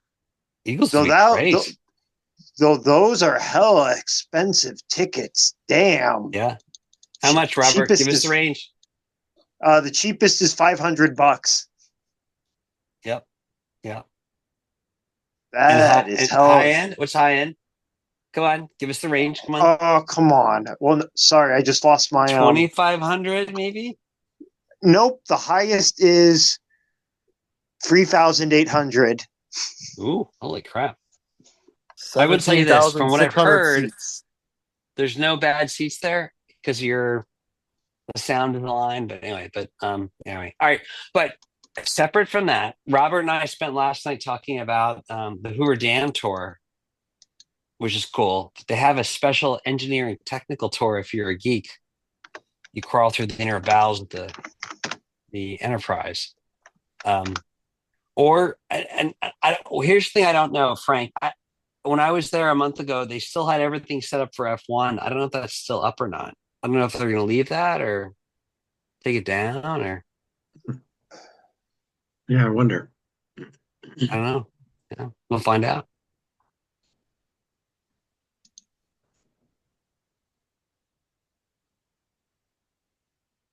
Oh, see, that's much more reasonable. Power plant tour tickets are $15. Now that's that's a lot better. See, that's much more worth it. Yeah. Geeks pay $15. Fashionistas pay $3,800. That's fair. I get that. It's good. For what? For me to be in an oven? Exactly. Well, not in January, right? Or February. So anything above 40 degrees is an oven to me in January and February. Yeah. Well, look, I'm offering to buy dinner on Thursday if anybody's interested. I had a really good year last year, my best year ever. And I'd love to meet many of you face to face. It would be very cool. So, and I'm gonna coordinate everything through Frank because he's like the master organizer here. So, offer accepted. Yeah, get it figured out. my wife and I accept this offer. Yeah, last year I met I took like 4 or 5 of us went out after the Friday night thing and had a great dinner. It's really nice. I'm not a big casino fan, but the discounted food, it's a great thing. Where did you guys go eat that time? I don't even remember. I just Googled like nearest cheap steakhouse to me, and that's where we went. So it was good. I think I might have been in Stratosphere. I'm not sure.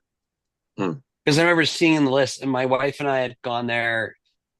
We used to fly into Vegas a lot and go just as a stopover, and we drive up to southern Utah to visit a lot of our friends from Utah and do hike Zion and Red Cliffs and Bryce and we stayed at the Stratosphere one year, and it was cool. It was a cool place. Freaked my wife out because like she did not want to ride a roller coaster at the top of the building because she's like, yeah, it's a height issue. I'm not interested in that, but it was pretty cool.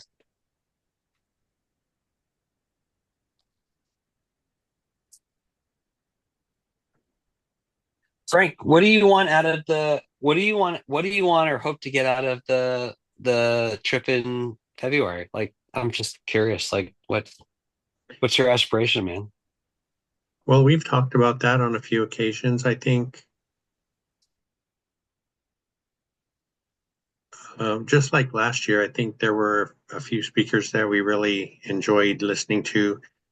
There was some that didn't really interest me, and it's going to be the same this year. Mostly just meeting all of you guys, and like you said, going to dinner and stuff outside of the event was really, really cool. It was our first time, my wife and I, that was our first time to Vegas. We ended up driving. Cool. And yeah, same thing this year. I think just getting together with all you guys is the main thing, except for Mark. That's the big thing. You're driving from St. Louis? No, we're near Santa Cruz in California. It took us 8 hours to get there. Wow. Okay. Did you guys go to the Friday night event? Yes. Yeah, we went in on Thursday. We went in on Thursday last year. So we went to the Pineda thing. I think like a lot of the people that went, we left with a kind of a bad taste in our mouth. Yeah. I think Ryan's a great guy. I think he was like, hey, if you're not an entrepreneur, you're missing out. And we're like, well, we're all W2, so like I guess we're missing out. Like I think he just misread the audience. I think that's the way Matt phrased it. I think that was fair. So yeah. Good guy. Well, what I think Not is our crowd, interesting, right? he's kind of changed his tune, like on a couple calls with totally. with Mike Zuber, Yeah. right? I think I don't know if Mike Zuber kind of just showed him or or what, but I've noticed since then on like some Yeah. YouTube videos with Mike Zuber, he's still about the entrepreneur, but he's definitely softened his stance on like Yeah. what are you doing if you're not an entrepreneur? Well, maybe he realized that 80% of people are W-2s and 20% are entrepreneurs. So right or wrong, like maybe you need to broaden your audience. So Mhm. good guy, Well, just yeah. different message. Yeah. Well, and hopefully he sees that, look, you have a bunch of W-2 workers that are successful real estate investors. They just have a different strategy than what he's used to. But, I think he's also, at least I hope, I would imagine he's seems to be smart enough with numbers where he's like, well, if the different strategy works, it works. I may not understand it, but it works, so I can't knock it. I could be wrong, but that's what I hope it is.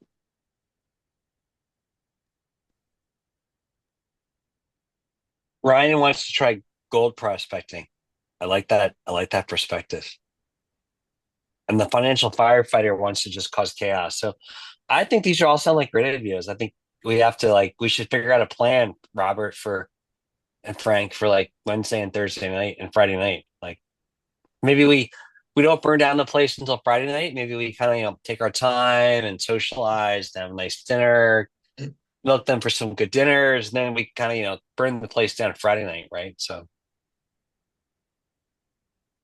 Yeah, I think Friday night is probably pretty open. The guys aren't going to do the Denny's on Friday for yeah. obvious reasons. And I've never seen. There's all these shows that look so cool in Vegas. Like I've never seen Penn and Teller. I really want to see them. I've never seen. I think I'm not sure if they have Wicked there. Like I have a bunch of like musicals and other stuff. Like I'd lo- I could probably spend a week there. I'd be interesting to see if there's anything really cool anybody wants to focus on like Friday night. Because I think you're right, Frank. Like they're not gonna do anything to make sure everybody's well rested. But like I'd catch a musical or do a couple of rounds of blackjack or whatever. So Yeah, I do want to ask for everybody who is going who has not been last year, because I don't want to ruin this for anybody. Jason I was not there last year. and Jason I wasn't wasn't there either. last year. Okay, so for anybody who is thinking about doing anything on Friday evening, everybody, when I say everybody, I'm talking about like a lot of the millionaire panel group folks. Like when we met with them earlier in the day, they all gave us a heads up of like, yeah, definitely go out, enjoy yourself, but make sure you get plenty of sleep, because Saturday and Sunday are going to be like, 8 straight jam-packed hours, and like brutally exhausting. Yeah. I will like vouch for the advice beforehand. And at first I wasn't going to take, because I'm like, oh, this is my first time in Vegas. But then I was like, you know what? I think I'll just go ahead and, rest early. Some folks were doing some things, but yeah, I'm going to tell you, I'm glad I did, because it was literally 8 straight hours, like just pure energy. Like you'll see what I mean. So like, strongly recommend, if you're gonna do something cool, but I would say by like 9-10 o'clock, be ready to get some serious shut eye, because they're gonna start early and it's gonna go till like 5-6 in the evening, and then people are gonna want to go out again and then do that all over again for 8 hours on Sunday. So like I don't know if anybody's heard Zuber actually say it. He said, no, I think it was Dion. Dion has said, normally when he goes places and he does stuff, he doesn't usually get tired. He said this was the one exception. So please take that with fair warning, because yeah, I really wholeheartedly admit, even with the 3 hour time difference on the flight back, I probably was exhausted until the following Wednesday. Like, it took a while for me, like, just as fair warning. So I do want to put that fair warning out, because that has been something that I've heard there's quite a bit of planning that's been going on. So just want to offer that as a word of caution. Well, with you saying that, Chester, Saturday is actually going to be 12 hours because it starts at 8, and then after dinner he was doing a celebration, desserts and those kinds of things. So I don't think it's going to end at 5. I think it's going to go longer. Sunday was probably the harder day, like you said, because Saturday all our energy was out there. That's right. And then to make the point even better, I completely forgot about that. I appreciate that, Frank, because I forgot about the all of the additional after events. So yeah, it was I think it's the most affordable real estate immersion and diversified real estate immersion you can really ask for. I honestly believe that. That's why I'm going back this year, and I'm really excited to take my wife, because it's not just somebody getting up there. It's not 4 different versions of the same, 5 different presentations, presentation A, B, C, D, this category, the A, B, C, D, this category. I was really impressed last year, and I'm really excited to get my wife, that my wife said yes, that she'll go. So, yeah, it'll be a lot. To your point, there's a ton of energy in that room, but it was everybody excited to learn, I think it was awesome. So anyways. Yeah, it's a good time. Very, very cool. We'll see. I'm going to assume this is like any other convention, which I have breezed through on like 5 hours of sleep per night. So we'll see. Robert, can you hear me? Yep, I can hear you. Okay, good. It's not. I'm telling you, it's not. Are you serious? Like, we're talking like 2 to 3 hours of raves till 2 in the morning, and then still waking up at 8 being fine. Might be okay then. You should, yeah, I'd say you should be okay. I mean, if you could do that, but I'm gonna be honest, like, everybody, like, I personally thought I was just like the only one who was exhausted because of the flight over, and then the time zone adjustment and all of that. Everybody has been saying it regardless. Like, Zuber said it, and he's right there. Dion said it. Matt said it.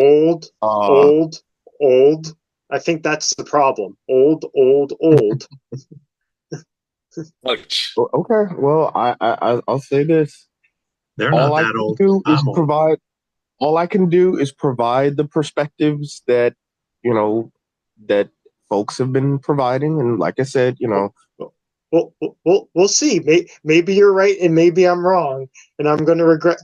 And I'm going to do something I'm going to regret, saying, "Oh, it's only 12 o'clock. I'll just get 6 hours of sleep and then regret it." Yeah. Guys, what time do we get done on Sunday? Does anybody know? I believe it was like 5 or 5:30 on Sunday. Okay, cool. Yeah, because they had to set the place up for Monday for the students and everything. Got it. Yeah. I remember that first night at Denny's. I'm from the East Coast, and we were there till like 3 in the morning. So it was like 6 a.m. It's basically an all-nighter for me, and I was wide awake. You know, I was Yeah. thinking, you know, like I'm gonna really, it's gonna hit me sooner or later. But it was very energetic. Sunday ends at 5. I'm looking at the addenda right now. Yeah.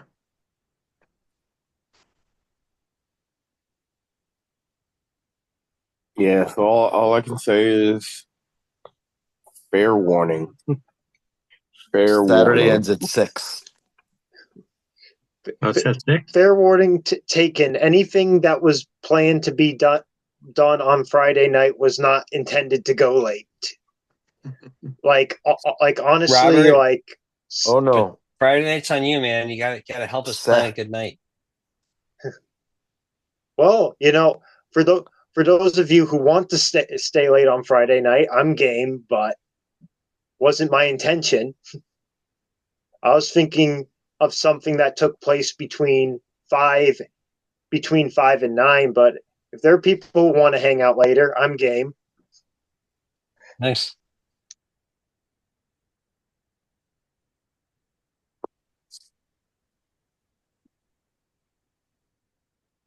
I'm looking forward to it. I'm not gonna lie. I'm 100% looking forward to it. I'm really excited. My wife's coming, and it'll be awesome to see you guys and eat and have drinks with you guys and meet a bunch of other people. I think it's gonna be great. It was last year. It was awesome last year. So, yeah. Lars, how involved is your wife with you in the real estate stuff? Not a lot. I mean, she looks at the property. You know, she'll look at properties if I show them to her, as far as pictures and links, and obviously before we buy them, that kind of thing. But I'm doing most of the work. Well, you know, let's call a spade here. What I'll type of hop work am off. I really doing? It's consistent. You know, for me, it's being consistent, right? You know, They're it's just so far off consistently looking at the topic, market. like they really haven't talked about anything. What's that? Sorry, I was talking to Cynthia. I didn't realize my mic was on. Oh, okay. Yeah, yeah, for my wife and I, like I do most of the work, but I mean, I also kind of view it as, well, you know, she looks at it before we put in offers and that kind of stuff, but I'm the one who's really looking at it daily, running the numbers before. There's a lot of stuff I do before I show her a property, before I show her pictures or a property or whatever. Okay. Yeah, just curious. But yeah, at the same time, you know, really what it is, it's consistently 30 minutes a day versus, that's something I've tried to explain to, you know, to people that are like, oh, you invest in properties, you know, that people that I know, and I tell them, I go, look, it's consistent 30 minutes a day. That's what it is. If you're not consistent looking at 30 minutes a day, it's really tough to truly learn the market and have a beat and that kind of thing. And I think everybody here on this call understands that, but a lot of people think, oh, I just spent 3 hours on a Friday. And no, you may spend 3 hours over the course of the week, but it's 30 minutes each day. It's not 3 hours on a Friday. Yeah. So, anywho.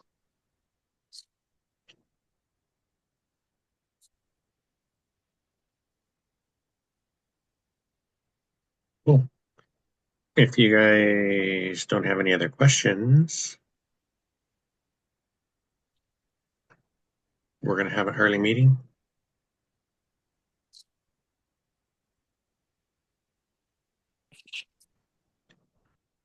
Okay, Jack, we'll see you next time. Thank you.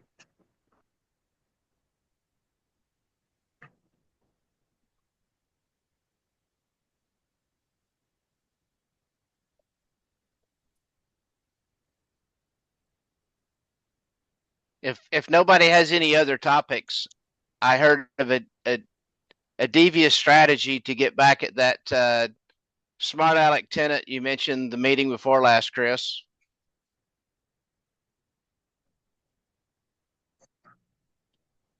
The one who was going to come back at him with court. Exactly. Yeah, go ahead. I'm all ears. Man. You're all ears. I talked to my attorney 2 days ago. I'd love to hear what your view is, because her view is like, dude, for $2,000, like you're You're Yeah, don't it's be not an worth idiot. it. Don't waste your time. Yeah. So he owes you 2,000, right? Yeah. Yeah. Net 2,000. Yeah. So what you do is you issue a 1099-C for debt forgiveness for $2,000 and report it to the IRS. Good Nice. question. Mhm. Good Nice. question. Yep. I like that deviousness. Here's the only wrinkle. Yeah. So the one flaw I realized when you Mm. acquire tenants is they hand over leases. They don't hand over the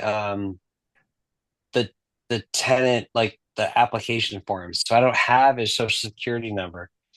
Shame on me for that. You That's got my bad. do you have his name and address?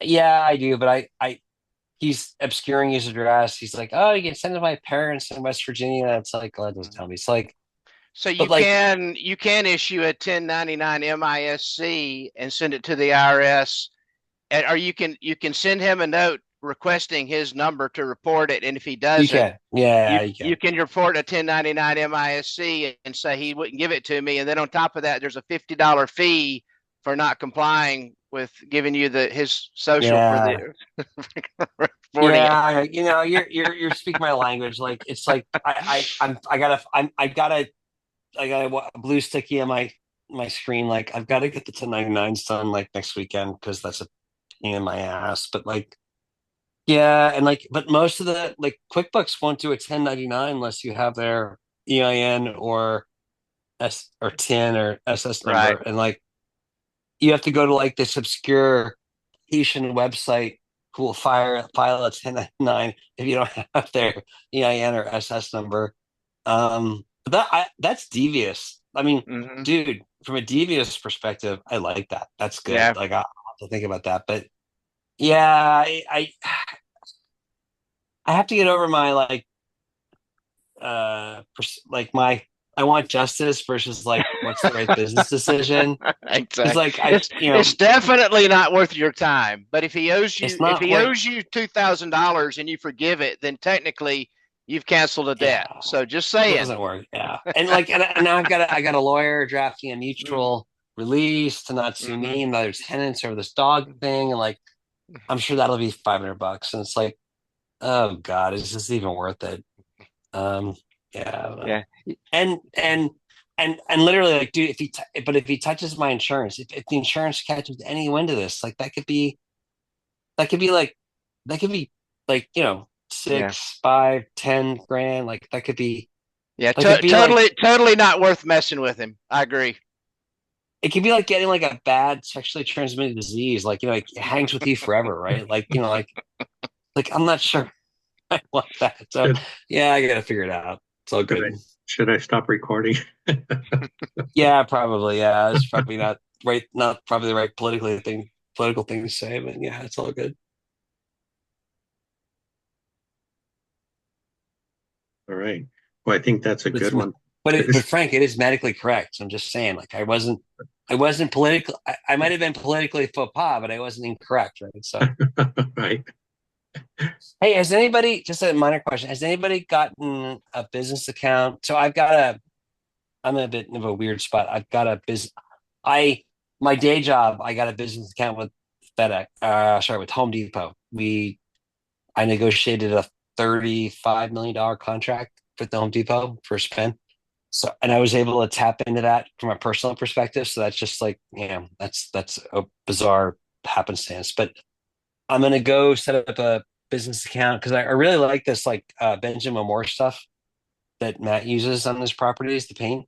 But God, it's holy crap. It's so freaking expensive. So I'm hoping the business account will make that a little better. But has anybody done that? Or has everybody just said, Matt's an idiot and we're just going to use Bear and suffer through it? Like, any thoughts on that? You got a business account at Sherwin-Williams? Not yet. I have no business accounts anywhere other than Home Depot, where my team negotiated a corporate account with one of our clients. So, and I was able to tap in and establish a quote test account to make sure it works. So, no, I haven't done any of that yet, but I'm literally like downloading like Benjamin Moore corporate account applications, but I was curious if anybody had done that. I'm in the middle of the application myself. I don't use a lot of paint. We don't do a ton of Yeah, paint. same here. Same here. Yeah, but I think just with the business charge account at Sherwin-Williams, from what the rep was telling me, because I get a fair discount now, but he said it would be substantial savings if I did that. Okay. It's interesting, Frank. I was looking at one of the Benjamin Moore apps now, and like they don't ask for an EIN or a TIN, right? There is something here for a social security number, which makes me think they're used to dealing with like individuals who are doing like, like single shingle guys, right? But I don't know if you have any thought on that. Yeah, I think mine was the same. It was just going to be based with my my social security number, but under my business name. Okay. And I guess that's how they apply the discount. Cool. Okay. Just curious. I'm just curious what kind of discounts you'll get if you're on the same account with somebody that spent $35 million. Probably already, that would be pretty good. So yeah, if we're keeping this within the family, so I work with private equity. Yeah, just recorded for YouTube, so just us. Yeah, so okay, then I got to be a little more circumscribed. Okay, so I work at the private equity. We negotiate an account with a remediation company. So if you're, I don't know, Frank, if your 5 unit gets wiped out by a storm or a flood or a rainstorm or whatever, this is the company that would come in and like make the house whole again, right? So they deal with insurance, but they don't always get paid by insurance. So yeah, they got 35 to 50 million of annual spend with Home Depot. And long story short, I forget who asked that question, but like I get 20% on anything that's non-branded. So if I'm buying, if you want to go in there and you want to buy like Bosch dishwashers, yeah, you're gonna get like nothing, right? But if I go in and I buy lumber or I buy like plumbing stuff, or for example, like the hose kits, the generic hose kits that hook up like washers or dishwashers to your plumbing, I'm gonna get 20%, right? And I just gotta scan a QR code and I'm done. So it's actually pretty nice. And by the way, like I'm not being dishonest here, because when we negotiated it, we talked to leadership and they said, hey, like what do you guys want? Do you want to maximize discount or do you want to maximize so in the procurement world, there's two ways to save money. One is you get a cheaper price, two is you get a rebate. Like, and what they said is rebate. So like, I'm getting most of the discount is actually going to the rebate. I'm getting 20%, but like the my corporate client is getting another 15%, right? So anyway, so food for thought. Yeah, that's a good discount, because even just with a regular account that we have, I don't have a Home Depot credit card, so the regular account through them is only like 3%. But yeah, so if Frank will edit this out, I don't know if he has that option. If any of you have a large Home Depot purchase to make, and I mean large, like not like $100, don't like, but like if you got like a large Home Depot account, just like I'll put my email in the chat, but like reach out to me. I will send you a QR code, and it won't hurt you, but it'll probably help you anywhere from 8 to 20%. But use it for like the material things, and the QR code is only valid for like an hour or two, right? So it's kind of that type of thing. So, but I would love to help you guys any way I could. Thank you. That's awesome.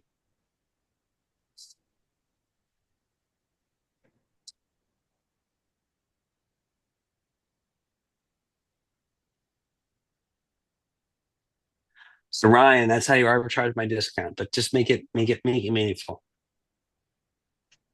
Your $19 plumbing supply purchase is not necessarily of interest to me, but if you're gonna buy like I spent between like, I don't, so what I've learned from, you don't want to buy from Home Depot is appliances. You're probably better off with Best Buy because for $200 a year, you can get a extended warranty on everything you buy from Best Buy. And they're not too picky. They don't appreciate that investors are in there. So like, they don't care if like the appliances go to 7 different addresses and they'll install it, they'll remove the old stuff. I mean, it's a good deal. And they have outlet stores. There's one in Jersey. I don't know where the other ones are. I think there's 4 others in the country. I've gone in there and I've bought stuff for half price, right? Because it has a dent on the side, which nobody will see because I'm gonna tuck it in a closet, right? So, um, but like like anything in the plumbing or electrical side, I might or have a lumber flooring side. project coming up. So that's an interesting question. So I don't have a good perspective on that. Like I buy, even though I think it's financially not the wisest decision, I buy my flooring, my LVP flooring from Floret because I looked at the flooring company that Matt provided, who has since gone defunct, Mm-hmm. and it was good stuff. But the Floret stuff, Floret, FLOORET.com, it's more expensive. It's probably $350 to $4 for LVP, and it's $450 to $550 for engineered hardwood. But dude, the stuff is so solid. 20-year commercial guarantee, like, and it's so thick, and it noise abatement, and it's awesome. So like I've kind of gotten adopted on that. I haven't found like a cheaper flooring option that I think is worthwhile. I'd rather spend an extra $500 or $1,000 on flooring for a, I don't know, 1,000 square foot or 800 square foot apartment, and have it feel solid, noise transmission, other stuff. I'd rather do that than get something. I bought something because Floret was out of stock from a local flooring company, and it was okay, but I don't know. I think the LVP stuff is kind of dicey. And then I started to experiment with local contractors who do like like hardwood remediation and recovery and restoration. And dude, like we had a hardwood floor in a commercial unit, and there were a bunch of like holes in the floor, and like it was and like there was a platform covering some of the floor that had ever been finished, and they came in and they made it look like $1 million for like $2,000, and I'm like, it was awesome. So I'm like, I flooring's a dicey thing. I don't have a good sense. I got a good carpet guy, but I think flooring, it's a trade because flooring is very aesthetic, right? Like how much do you want the pizzazz of the cell versus like the durability, and I don't have that mastery. I'm still figuring that out. All right.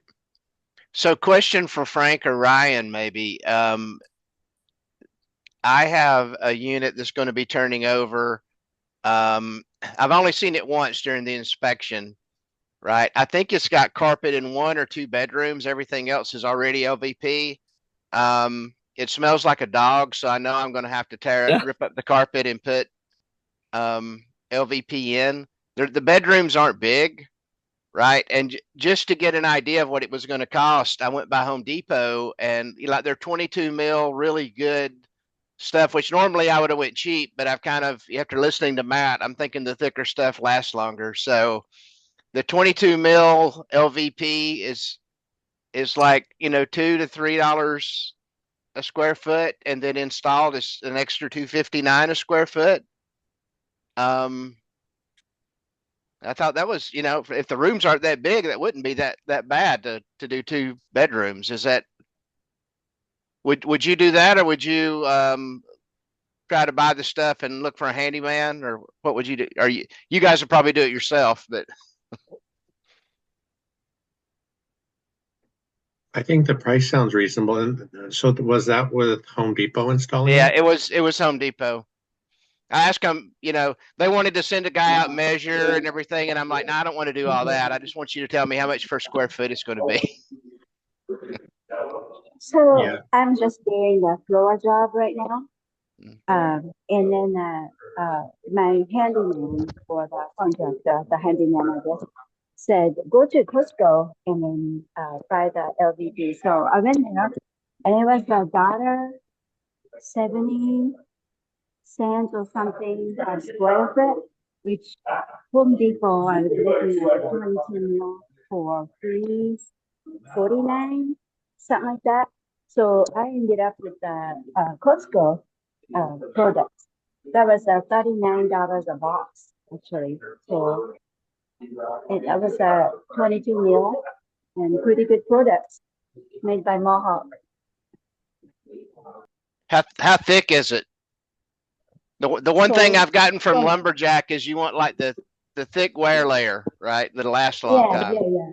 So it's equivalent of the whole Home Depot's LifeProof brand. hmm I think that's what it was. Yeah, that's what I use at Home Depot is the Life Proof, and it is a 22 mil. We just installed some yesterday, but I think that price is pretty good. The I guess as far as installation goes, I think, and I don't know if you would know until they start installing it, but Ryan probably knows too about like because you probably have a closet in there, so there's door jambs there and door jam Yeah, that out adds of the to room. it. Yeah. But I was just going to say that you want to make sure they do things like undercutting the jambs and slipping the floor underneath, instead of cutting it to go around it and adding weird cord around or something like that. And two, one thing that might add to the price is the baseboards. It's going to be a different height. And the one we just did, we removed carpet and we added, we installed the LVP. So the LVP is thinner than the carpet was. Mm-hmm. So when you put the baseboards in, the paint line shows. And sometimes you need to scrape and retexture that or touch it up somehow before you paint. That's not included in their $259 a foot for sure. Sure, yeah. And just a minor comment, the Floret stuff I use, the Signature, which is the really wide plank, which looks really good, has a 40 mil wear layer. Wow. Their normal product is 20, but like it's a 20-year commercial warranty. So that's, yeah. And look, I might be an idiot in 10 years and that these guys have gone into business and stuff, but it looks beautiful. And so I figured I'd spend a little extra money on that and then not worry about it. So food for thought.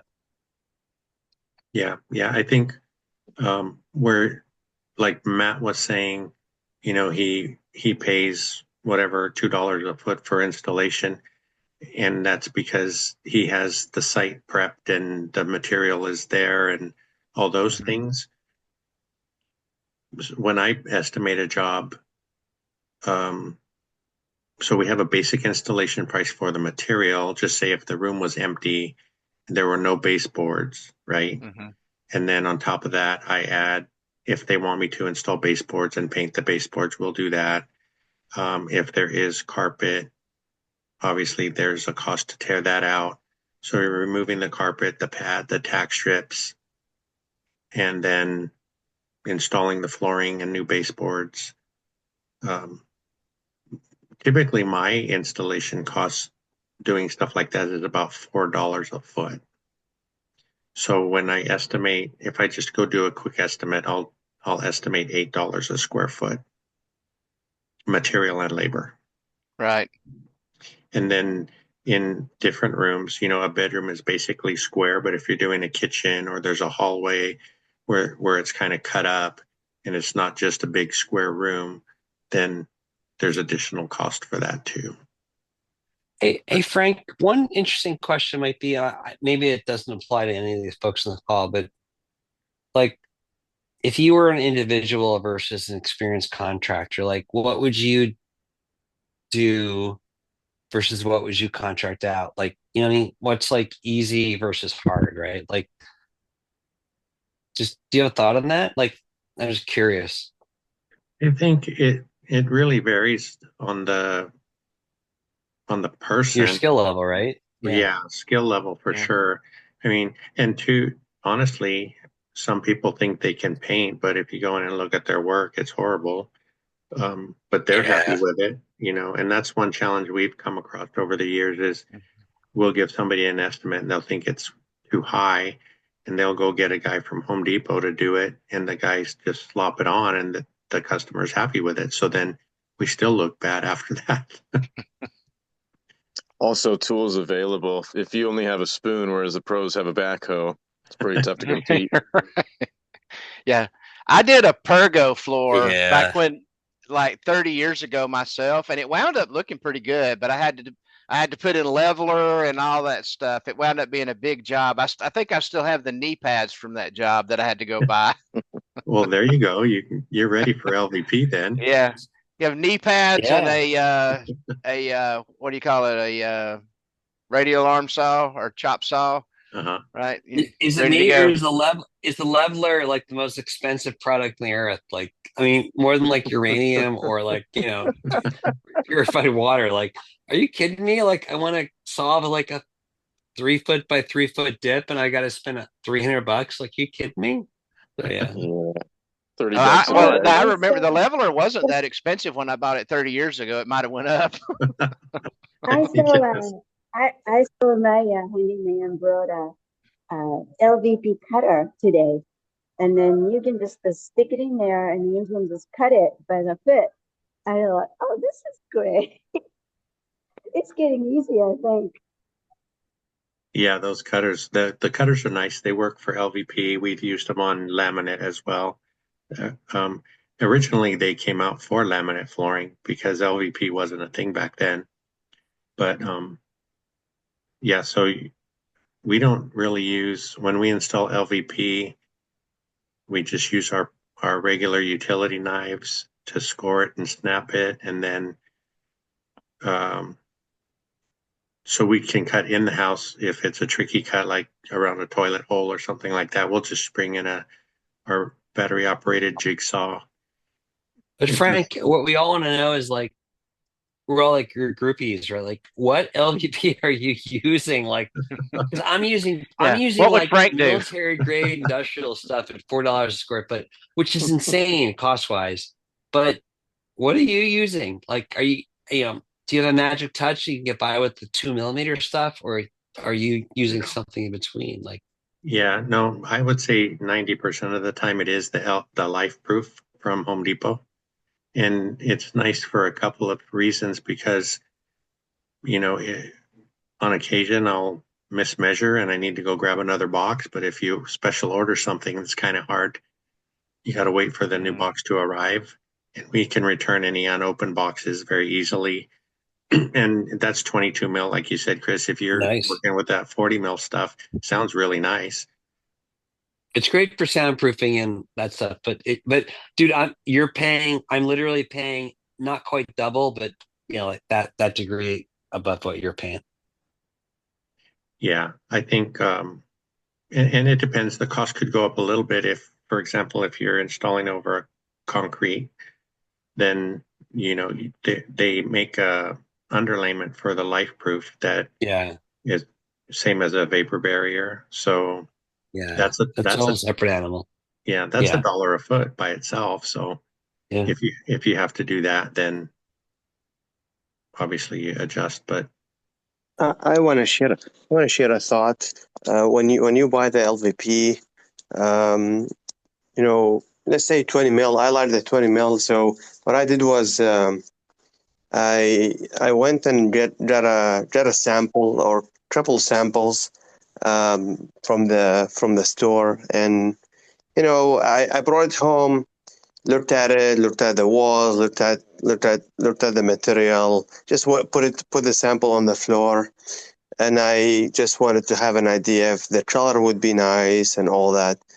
But that was good. But what I did was also when I dropped a knife and I started scratching that LVP. Like, I just wanted to see what are we talking about? Like, if I have a tenant watching on this, or kids playing on it, how long would this take to just be trash? Like, what is that 20 layer to do?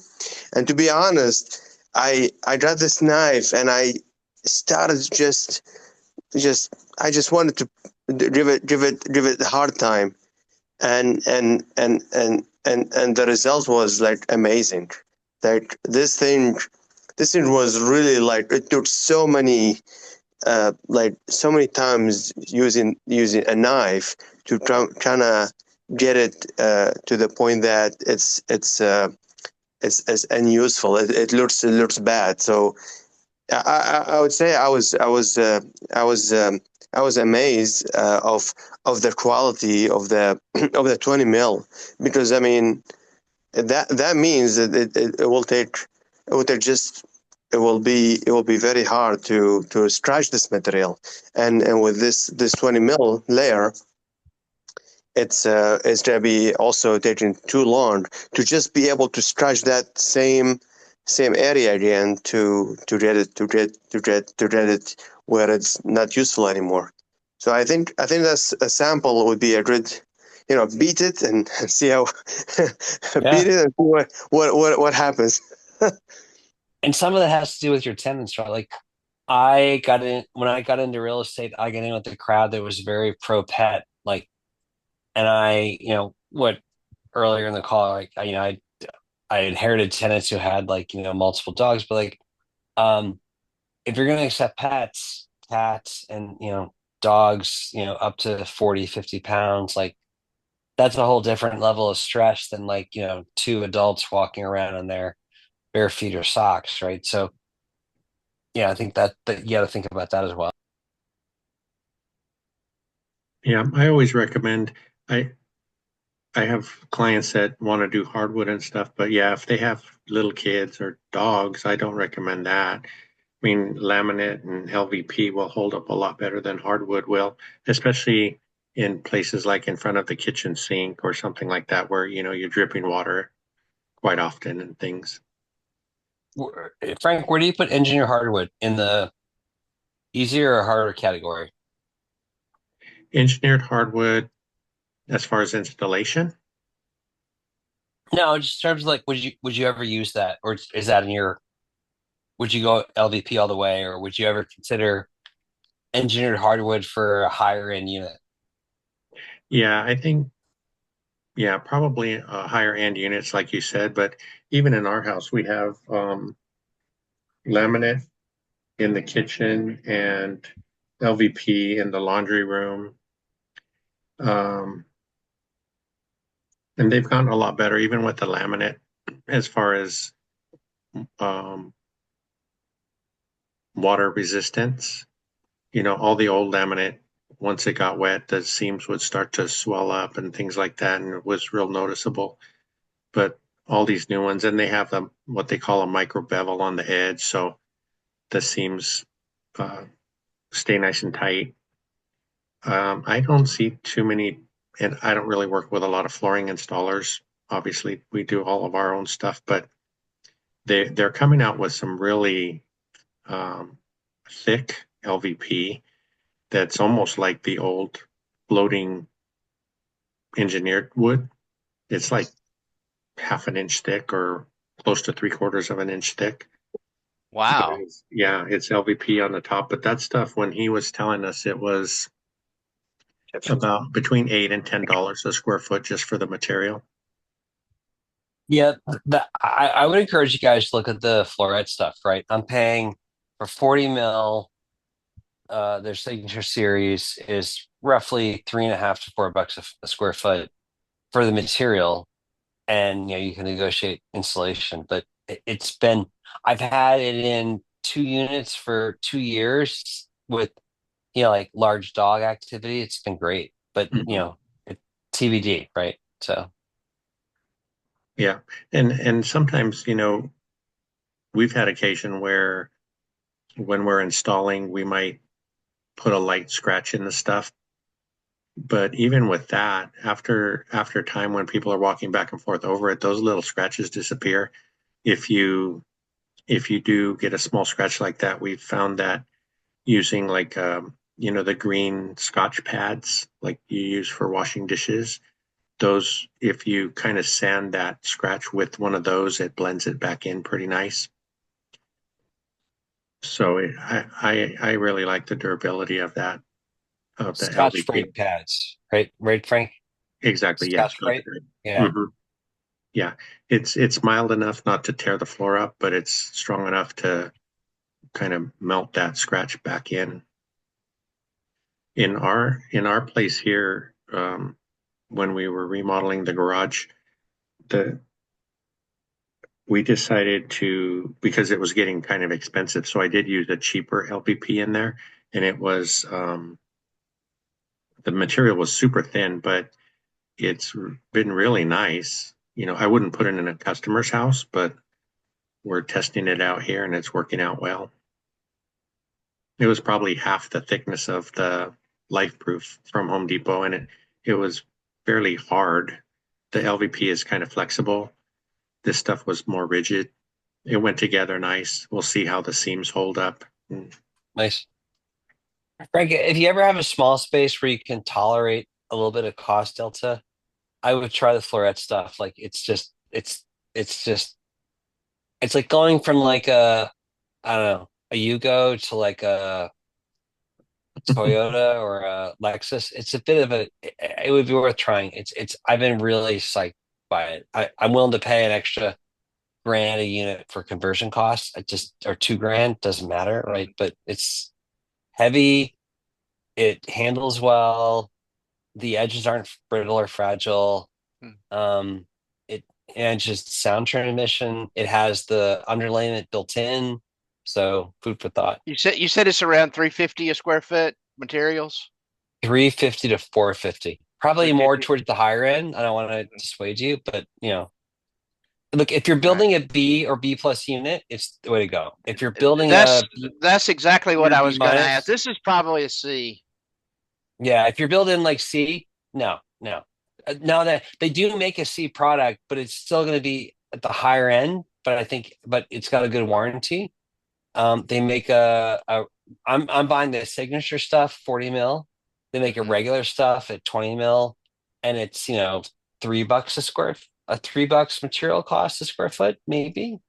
So 325. So like, but if you're buying C, like I don't think that's the right target, right? So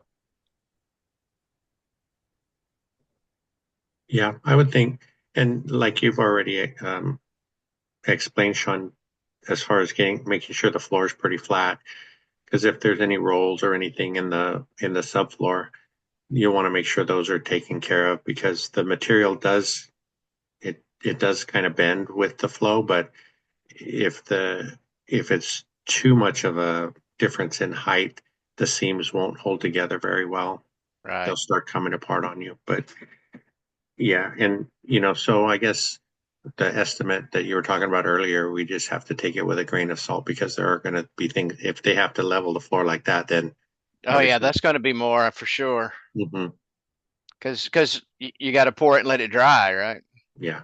And so you're probably coming back again. Yeah, that's been our experience. The stuff takes a few hours to dry, depending on the thickness, right? If it's 1/8 of an inch, it's going to dry pretty quick. But if it's thicker than that, it might take overnight. And we always use a cement-based leveler. I think it's from Custom at Home Depot, but yeah, like the guys were saying, it's more like $30 a bag now instead of 15.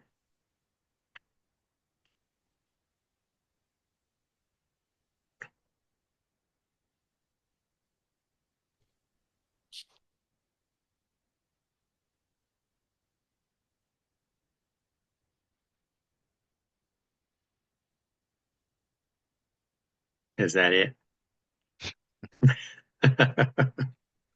Thank you, Sam. We'll see you next week, I hope. Yeah, looks like we're going to close up then. Yeah, Hyder says, so there is an acrylic additive that makes the leveling compound stronger. We used to use a similar product for our thin sets and stuff, but now most of the thin sets have it made. You can buy a latex modified thin set as well. Hyder's probably putting in a floor right now while he's on the chat. A floor and a deck. That's right. Going back and forth between the two in different No, states. actually, I'm getting ready to watch some YouTube on gold prospecting. Oh, you got to practice up before you get there. Yeah, I do. I got to get as knowledgeable as Sam. Maybe I could take it with me. There you go. Ryan, just curious, what prompted gold prospecting? I just randomly curious. I love to just go out there and explore. So does my son. Like we could just walk outside and just walk and walk and walk for hours and just look down and look at things and find fun things. So we're kind of nerds like that. But then I did come across a channel of someone who's actually he's quite entertaining. Ask Jeff Williams, and he's a blast to watch. But then he's also very knowledgeable, and he makes it really fun. And he drops hints as to where the spots are. And yeah, I'm gonna try my hand at it. Go scoop up some dirt, bring it back here, and pan some gold out of it. Oh, interesting. Well, don't We'll forget see. your friends when you strike it rich. That's right. Yeah. Yeah, Did eventually you- I do plan on getting a metal detector. I mean, granted, if things work out. Nice. Do you ever, what do they call it when they drop the magnets in lakes and stuff and see what they pull out? Oh yeah, magnet fishing. I haven't done that yet. Yeah. They find some pretty cool stuff. I was going to ask, was your son interested in you getting him a ticket to Zubers? Yeah, so he's talking to his mom. I need to confirm that. I just told him today, so he's going to talk to his mom. We watched a video of Josh Lessard where he was just talking about the life's decisions that he was making and how at 17 he stopped doing a certain kind of business and started following real business owners and found George Gammon as a as a mentor, and all these little decisions that he had made that equated to this huge changes in his life. Now he's making like 50 grand a month. So, I mean, and he's only 22. Oh, wow. Yeah, he started this same journey about when I did about 5 years ago. Mm-hmm. So he's really doing very, very, very well. But yeah, that video was very on point. Yeah, The little decisions you make, and so Adam watched that, and so I'm telling him, hey, let's go to this conference. How much of the 50K is coming from YouTube? I think a lot of it, because that's actually his business. He Okay. does marketing, so he goes to he works for Ken McElroy Mhm. and Robert Kiyosaki, and he does their YouTube channels, and he Well, that helps. Yeah. yeah, I don't want to say he twists and turns the right knobs to make sure that things go really well. He works the YouTube algorithm. Yeah. Well, that's like a second business. If you're ever successful in one thing, right, then your natural extension is to start a YouTube channel telling everybody else how to do it and create another stream of revenue, right? Yeah. Mm-hmm. Yeah, his channel is actually really small, though. I should say really small. I only want to say maybe 1,500 subscribers. Wow. Yeah, not really He's a making whole 50K lot. a month.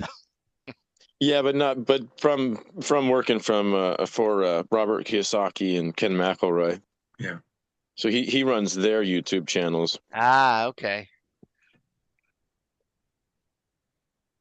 Yeah, he has an incredible network. I bet.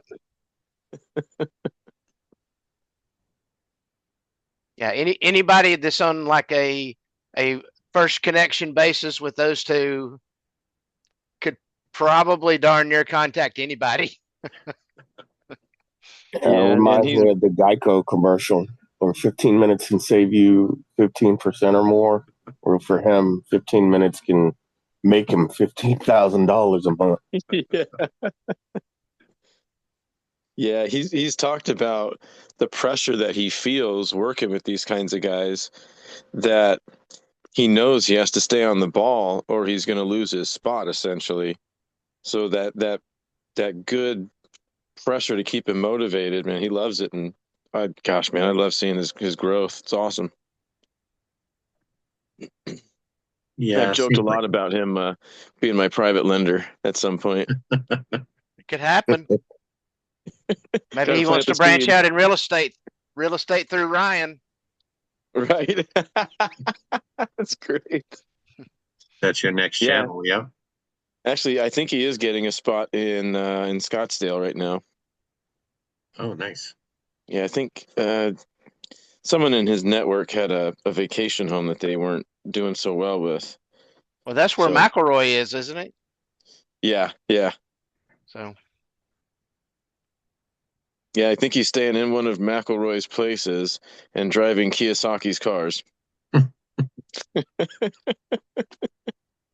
Not bad. Yeah.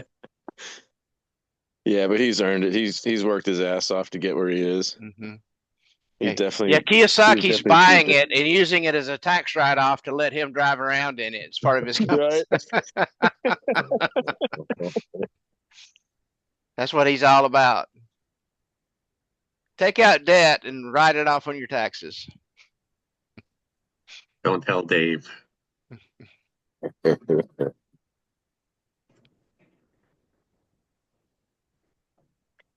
Chester, did you kick out your tenant that was flushing the wipes? No, so No. this is I'm like pretty much ready to go ahead and like give notice to the property manager at this point, because I'm like, all right, had the heart to heart with them Mm-hmm. and was like, all right, hey, not trying to be uh, intense and whatnot, but like here's what I'm expecting, here's what I'm seeing, and without knowing what's going on, without any confirmation of, hey, here's like proof or evidence of like what actually has been going on. It's like all I'm seeing and hearing is, hey, here's a bill, here's a bill, here's a bill. So I want to know what exactly is going on, what the contractor had to do, send me a copy of the invoice. And then that way I'm not going to be sitting here asking a whole bunch of questions. So literally the very first thing, the PM was like, okay, yeah, no, we get it 100%. We, definitely pride ourselves on, I don't even remember what the bullshit was. It was just complete garbage story. And it was just like, I can tell you're really frustrated. You know when you're being I don't want to say gaslit. When somebody's trying to pull your leg. When they're just like, blowing smoke up your ass, or just like just I can telling tell you you're whatever you want to frustrated. hear. It's coming through now. It's coming through. So I'm what what'd you say, Anna? I said fire the PM. So yeah, that's basically where I'm at. Like I was basically like, hey, don't That's I my didn't biggest say concern that. about investing is a distance. If you get a stinker PM, man. Well, see, the alternative is going to be hem lane because they're You're still going to need somebody there. I mean, hem lanes for it's for self-managing landlords, but you would still need some kind of boots on the ground, right? well, I mean, for like as far as like what I mean, like what if you they hire somebody to go in and clean it up when the tenant moves out, you got to have somebody to like make sure that they cleaned it up right, and somebody. I mean, I know you can hire a real estate agent to show it and all that stuff, but you kind of need somebody overseeing all that, right? I mean, I guess technically you could do it, but it would be really hard without at least one trusted person there to check up on things.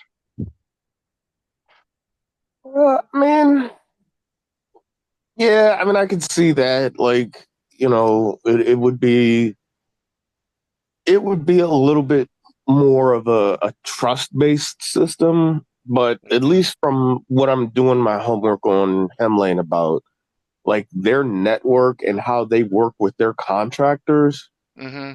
is very like, if they say like, hey, you're gonna do ABC and XYZ for this property owner, and they don't do it or don't provide any photos or like any confirmation that they've done something, then they don't get to work with Hemlane anymore. And from at least the little bit of information that I've like done homework on them so far, the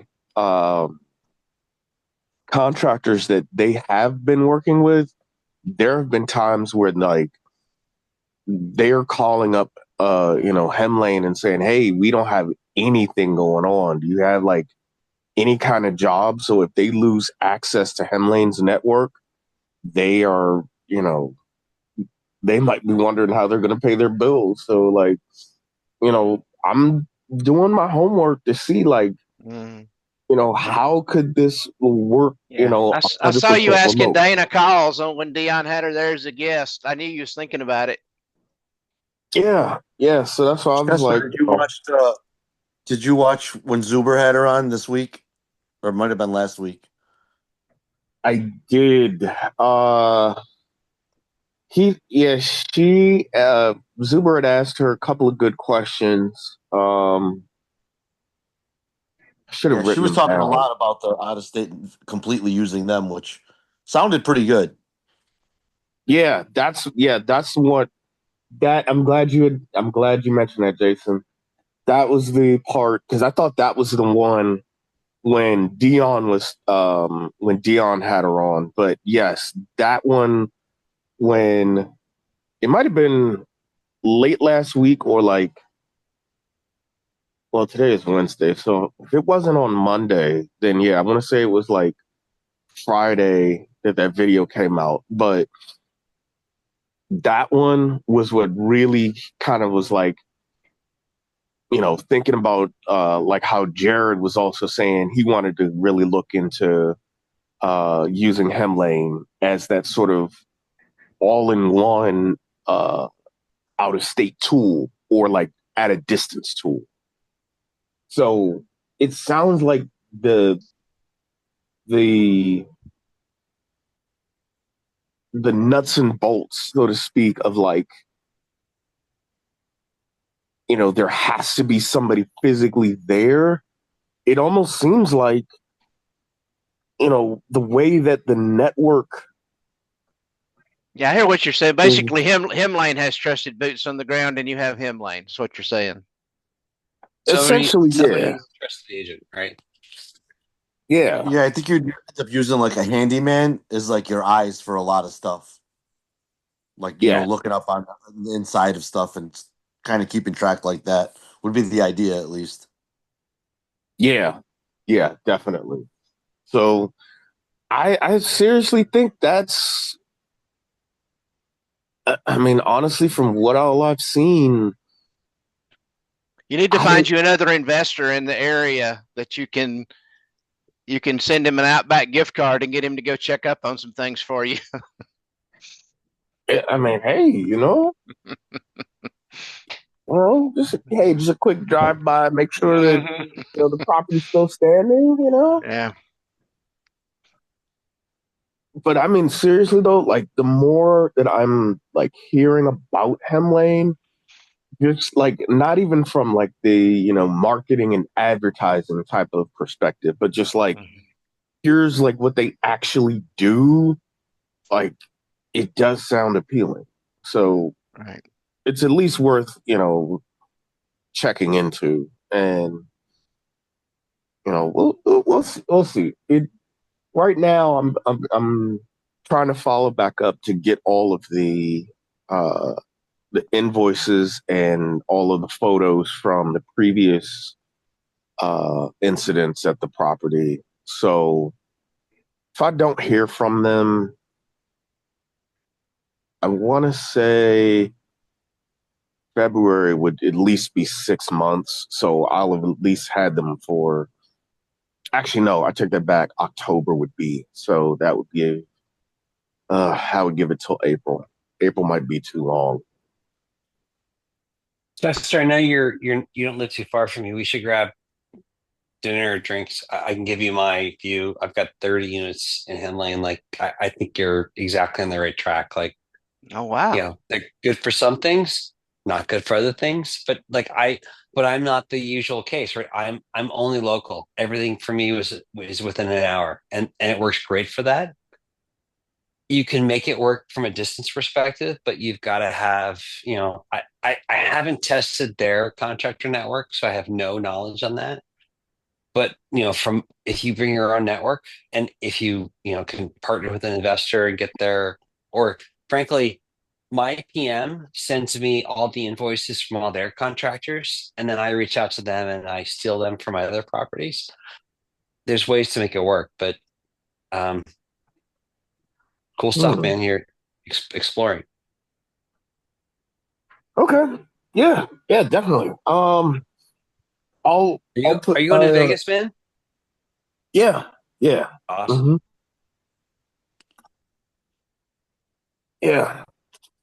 Say if you wanted to connect beforehand, I can put my email in the chat. Here it is. I can put my email in the chat. And then, yeah, of course that'll be there for anybody. But yeah, you know, sounds like it may be good to kind of just sit down and kind of take a deep dive in Hem Lane, and you know, I'll buy you dinner since you're offering to buy dinner in Vegas. Nice.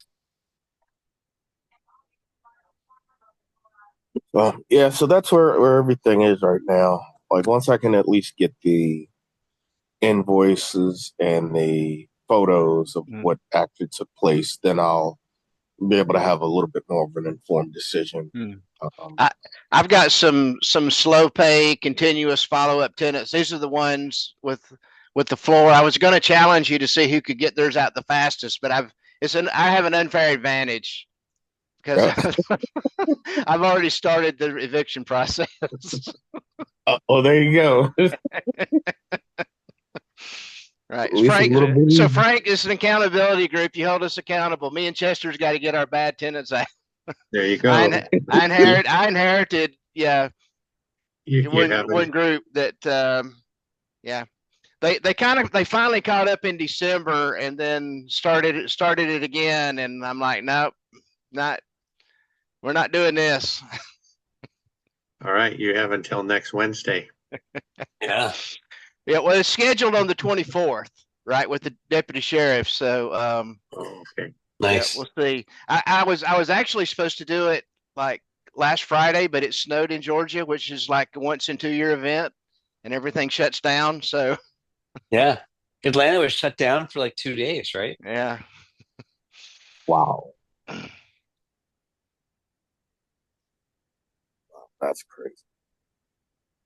Yeah, well, besides that, they won't even do it. The deputy told me they won't do it if it's raining, which, you know, I can kind of understand that because, you know, they literally go in and have guys take all the furniture and stuff and set it out in the yard. So if it's raining, it would ruin everything. Which makes sense. Yeah. You're not like they're there for business. They're not trying to be cruel. Right. Well, what he told me is he said the rule is in this particular county, if it's raining, you can't start. But if it starts raining, once you've started, you can finish. So, and the ideal thing is to call them ahead of time and say, hey, it'd be really good if you guys had a truck there to put all your stuff on. Otherwise, it's going out in the yard. But I'm thinking, you know, if they could pay rent, they probably can't afford a truck. So anyway, I don't. Yeah.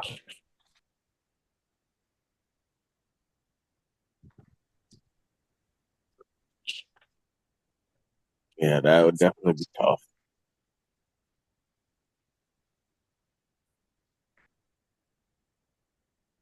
But hey, that's what they Yeah. chose.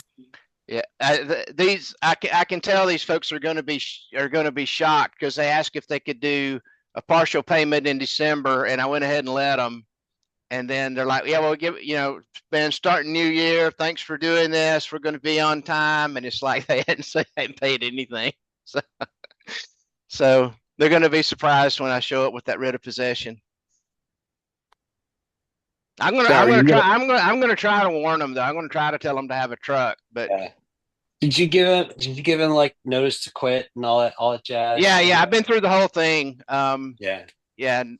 You do the notice to quit, and then if they don't respond, you win the case, and then you get a writ of possession. And once you get the writ of possession, you have to schedule it with whoever does it in your area to be there. And then on that day, the deputy sheriff, they go in and get them out, and you have your guys go in and move everything out. The deputy told me he says if they're nice and cooperative, they can help, but if they're not, I won't let them. So he said he said once I go there with that writ of possession, they're leaving. That's no negotiating. Don't they have like a time frame where they've got to be out as well, from the time that the sheriff shows up with the writ of possession? Well, it gets scared. I mean, in this particular county, it might be different, but the way it works where in this location is once you get the writ of possession, basically you schedule it with the sheriff. I mean, they can leave earlier on their own, and sometimes if they find a place, they do. And quite frankly, I started the eviction process right away when I saw they were going to be late, and when they got in the notice to quit, all of a sudden they started catching up, and I thought, well, that might be enough to get them into it. And then they started getting late again, and then they lost their court case, and the deputy sheriff went back out and warned them. He said, "Hey, you've got a writ of possession against you. You got to be ready, to leave within a week." And then all of a sudden they caught up again, and now they're behind. So I'm thinking that, they're not going to change. So yeah, that's because it would have happened a week or so ago, but it snowed. So and you're comfortable with providing the notice yourself, or just giving them a heads up to say, hey, you may want to have a truck handy on such and such day? Yeah. I mean, just to be honest, for this group, right, my only concern is, to be kind of nice about it and help them out. It would probably really behoove them to have a truck ready and not totally be blindsided, because they probably I think the old landlord, they rode this guy out. I think that's why he wound up selling it, is they rode him for 2 years and just kept on being late and not paying. Yeah. And is this a local or remote management for you? I mean, you could call it local. It's about an hour away. Okay. I don't have a PM. I've gotten really good at changing locks in my units when I have tenants leave under bad circumstances, right? I can do it in 7 minutes. That's my record. So I've already went down and bought the new locks. Yeah, and quite frankly, what I'm worried about is if I give them a heads up. I've heard some people like crash your place or something. So that's kind of what I'm trying to balance is how much notice do I give them? What the deputy told me, he said if you give them a heads up and they know it's like really happening, a lot of times they'll have their stuff. They'll get a lot of their stuff out of there in advance, and it won't take that long. Yeah, right. That's a tough call. Like, because I work with a bunch of military guys who used to rent properties after they got deployed to different bases, and I've heard stories of people pouring concrete down drain lines and stuff like that. Do everything, punch hole in every wall. Yeah, like I heard was it like nail parties or like, hammer parties. Bring Mm-hmm. a hammer, destroy as much wall as you can. And so I don't know. I think you have to judge them, right? Like if you think they're reasonable, like, hey, look, you're gonna get you're gonna get evicted next week. The Mm-hmm. sheriff's gonna come make you leave. Mm-hmm. You can it can be easy or hard, right? Get ready and you're good. Make it Mm-hmm. hard and it's gonna follow you for the next 3 years, right? Like how do you want to play it, right? But Right. you gotta judge that if you know the tenants, right? Yeah, I don't know. I don't know them that well. I mean, yeah, I don't know them that well. I'll give you my uh estimation or guess of what's happening. Um, Personally, especially since you're saying that you don't really know them that well, I would not give them that much heads up, if really much of any.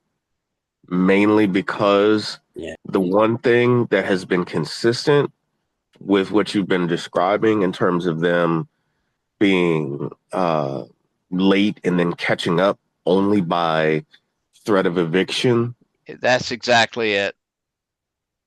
that is where I'm thinking that those attempts to get them to quote unquote straighten up their act and actually pay their rent on time are simply those quote unquote all bark and no bite type of threats and not really a hey, we're actually gonna go through. So you knowing that you're actually gonna go through with this, I seriously believe it's gonna be, a horror story, if you want to call it that. Like if you give them sufficient time to move.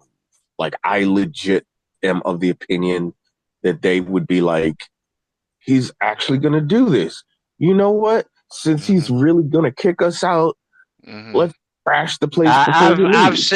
seen some horror stories on YouTube where once the tenants, were going figured out they were going to get evicted, they trashed the place. They punched a hole Yeah. in every wall. They poured stuff down the sink. Yeah. Yeah, that's like, this is what that's sounding like it could shape up to be.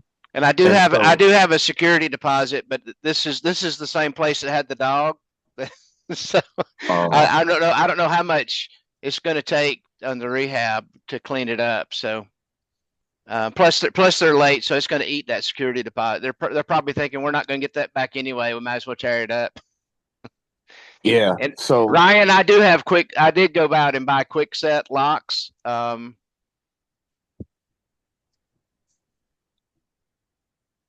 is Ryan still on? He might. Yeah, he's there. He dropped it in the chat. He said you can use Quickset. So I have that on one of my other properties. Yeah, and I also used the Schlage push button that Dion recommended on one.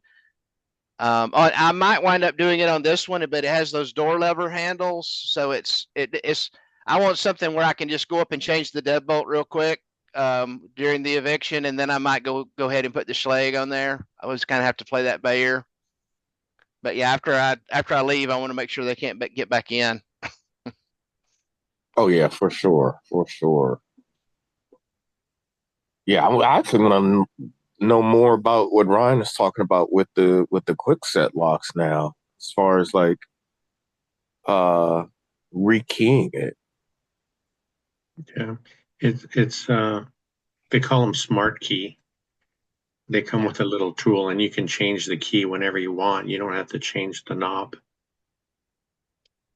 Oh wow. Yeah, so if you get a smart key, I think you put in the original and turn it one way, and then you put in the tool, and then you put in the new key and turn it, and it resets to the new key, smart key. Mhm. So you Wow. can, yeah, and you don't have to change the lock.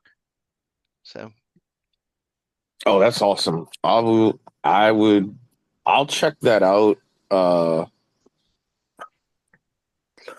to have like at least a little bit of a understanding of what that's about. Jason, were you They're about to say simple. They're not something? that expensive.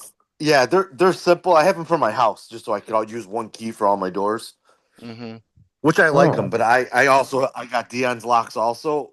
I'll be buying those from now on, without a doubt. Without a doubt. okay. Oh, all right. Yeah, I'll definitely check that out. the smart key setup isn't foolproof because if the tenant has the key, they can use the original with that little smart key tool and change it to something else so that when you get there, you think you have the original key and now it's changed to something else and you can't do the little trick I'm talking about. That's true. That's true. They could do that. Yeah. Dion's locks work great. I'm super happy with those. hmm And those are the Schlag locks, right, Jason? Yeah, the little push buttons on there that they work good. The tenants picked them up right. I was worried because they're all older, like they weren't going to be able to use them. They caught on to them right away. They were thrilled to see them there. They were happy about that. They're easy to put in. I put them all in myself. They're easy to put in. Literally, I, I did get one that didn't work right off the bat. The one button one wouldn't work, so I just returned it, and mhm. that was it.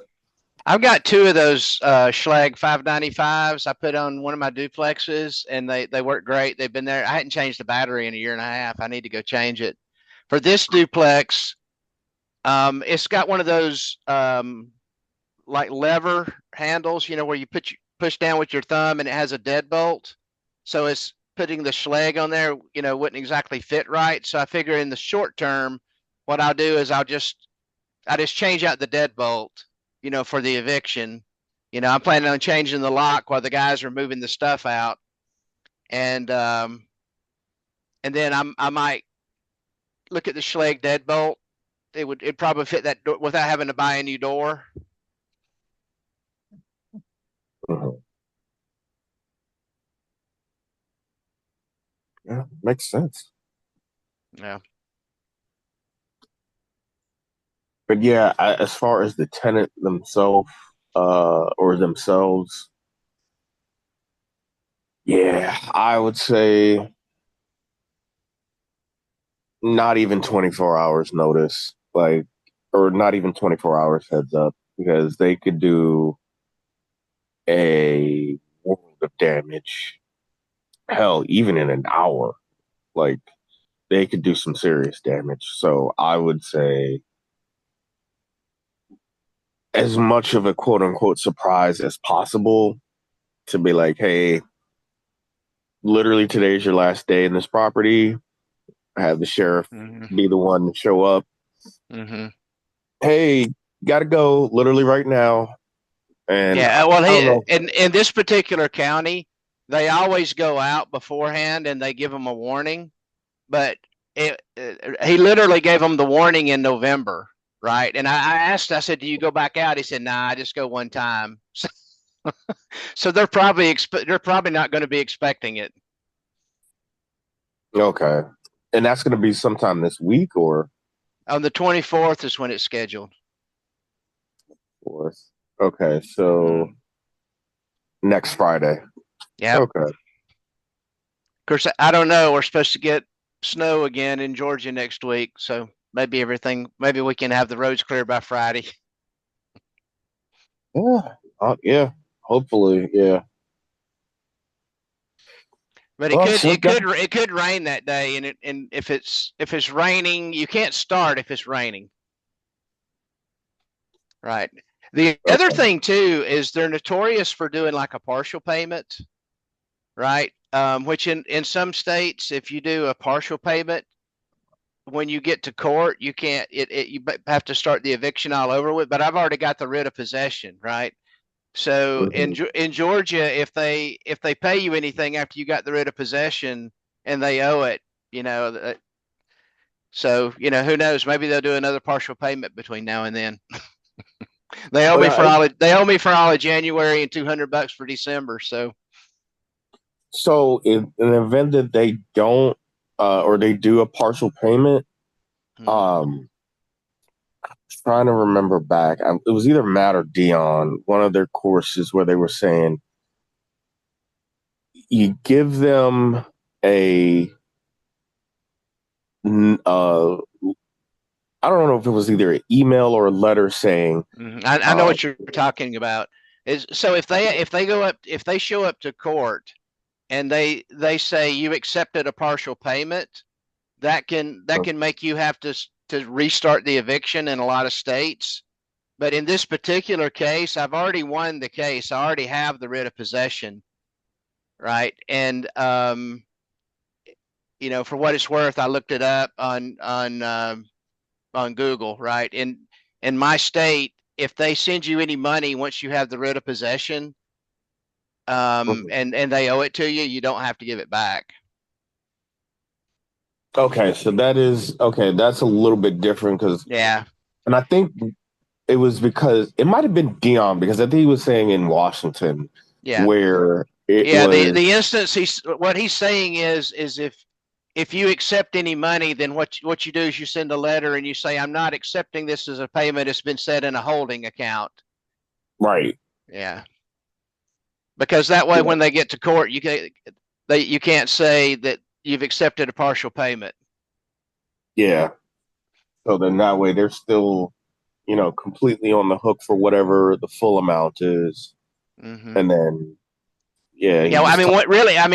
once you get that writ of possession from the judge, it's just really a matter of scheduling it with the sheriff's office. Yeah. Does that also, I would imagine probably, but that also, aside from the time that it takes to schedule it, does it cost, I'm imagining like, I don't know, some, $25 or $50 or something like that to schedule it with the sheriff's office? Yeah, it was $85. Here's the thing, like the people that pay attorneys to do it, have to, they're scared of like having to pay a few $1,000s. But I paid $85 and went to the magistrate's office and swore out an affidavit saying they owed me the money. The sheriff went and served them, and they had an opportunity to answer, and they didn't. So I automatically won the case. I got a writ of possession, and then to get the sheriff's office to come out, it's another $25. So about $100. Okay. That's pretty decent. Yep.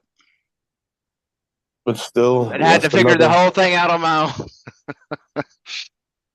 Yeah. So here's the thing: if they go to court and they say, we don't owe the money, and they, if they had a lawyer or something, they might be able to figure out a way to get it delayed. But in general, if you have a lease and you have your proof lined up, Your Honor, this is what they agreed to. Here's my records. They didn't pay. Can you prove you paid? No. And in my case, they also weren't allowed to, per the lease, they weren't allowed to have pets. It was a violation. So I hit them with, they didn't pay rent and they had an animal on the premises that they didn't get rid of. So I kind of had two reasons they were in violation of the lease. Yeah, that's definitely that. Yeah, that should be more than compelling at that point. Mm-hmm. Because it's like one thing to be like, okay, like thinking about like with Matt and like if it was only with payment, then maybe, the judge could be like, well, can you try to work it out? But like if it's just like they're just being blatantly disrespectful, Yeah. So in Georgia, you have to. If they pay in full, right, you have to give them another chance, right? One time, I think one time per year, right? If they do it a second time, even if they pay in full, you don't have to give them another chance. You can make them leave. Makes sense. And I was willing to give them another chance. And, I figured once they saw I was serious, they might come around, but it's not working. It's taking way too much time. Yeah, and then like you said, plus the fact that the other the other property owner was like, hey, I'll basically sell it to you for land value, just to get rid of it Yeah, off well, their I mean, hands. they didn't sell it for land value, but they they did give me like 3 months of records, and I could see that this person was constantly, paying late. Gotcha. Yeah. That's I mean, definitely I a actually headache. scheduled it into my numbers that I might have to do an eviction, and it's kind of coming true. So Yeah, and like you said, it's an inherited tenant, so you don't yeah, really know. I didn't screen them. Yeah. So, and actually, funny enough, as we're talking about screening tenants, that actually was one of the things too that uh, I still have not gotten from the PM as well, which is further making the case for making that switch. Because I'm gonna tell you guys, like the little bit of homework that I did on these guys, like Mm-hmm. I thought they came highly regarded from, working with the network of folks that came from like Ali and um, working with Al. And so, again, reputation is everything. So I'm like, you know, everything has been well above board. I'm not going to say excellent, but, everything has been very solid, working with the folks who were part of the same network that Frank had been a part of and told me about. So I was like, hey, everything seems legit up until working with this property manager and Mm-hmm. the reviews that I am now seeing just from Yelp, just a quick, Yelp search. Yeah. Well, there's that other investor that comes to the group sometime. I think his name's Matish or something like that. He Uh-huh. invests in Detroit, doesn't he? Yes, he does, but I think he does commercial properties. I think he Yeah, said he. you're right. You're right. He does, but he might be able to get you a reference on a PM. Oh yeah, that's a good point. Yeah, I'll ask him next Because time he's on. I think he used to do residential. Yes, he did. Yeah, I'll ask him what PM he. I don't know if it's different. I don't think that there would be much of a difference between commercial and residential. If you've got a PM, it's probably easier if it's commercial, but yeah, I'll ask him. Yeah, it couldn't hurt. I mean, if you found an investor that's kind of in the ORAT community and they tell you, yeah, this guy's good, that's probably a pretty good sign, Yeah, and then I see Mikey was asking about Denzel. Yeah, I did talk to him. He's been ultra busy, dealing with, the property I guess reconstruction and everything like that, and while his family's been displaced, so he's been just like ultra busy. So haven't been able to really connect and kind of discuss numbers and things like that. But yeah, so I did get a chance to get in touch with him though. But yeah, so it's like I said, Chester, you're wanting to like me, do. man. It's like 12:26 over here on the East Coast. Yeah, it's almost 12:30. Yeah, I'm like figure we may as well Yeah, go. Mikey's over there. I don't need the sun's probably not even down for Mikey yet. So Yeah, it's like what is it like? What's Mikey's that? probably surfing. 30? Yeah, it's like 7:30. Yeah, oh, yeah. I'm gonna 7:30. go. I'm gonna go night diving. Watch some manta rays swimming in the ocean. My wife says it's bedtime, so So Oh, hey, it's I made it definitely. to the end of one. Wow. and you're still perky. I can't believe it. Yeah. Thanks, Jason.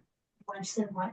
My wife said Yeah, it's time for bed. hey, Jason, before you hop off, let us know how everything goes with the with that 6 unit that you're looking at. Yes, I will for sure. I'm going to look at it Friday. I drove by just to look at the outside. It looks like it's in great shape, but I'll get on the inside of it Friday. So I'll keep you guys up to date. Be a juicy Awesome. topic for next week. Franks, Hopefully. thanks so much for hosting. Okay, you guys, I appreciate you All right. staying, hanging out with us so late. Yep. Thanks, everyone. Have a great night. Okay. All right, thanks Bye. everyone. Thanks, everybody. Thank you.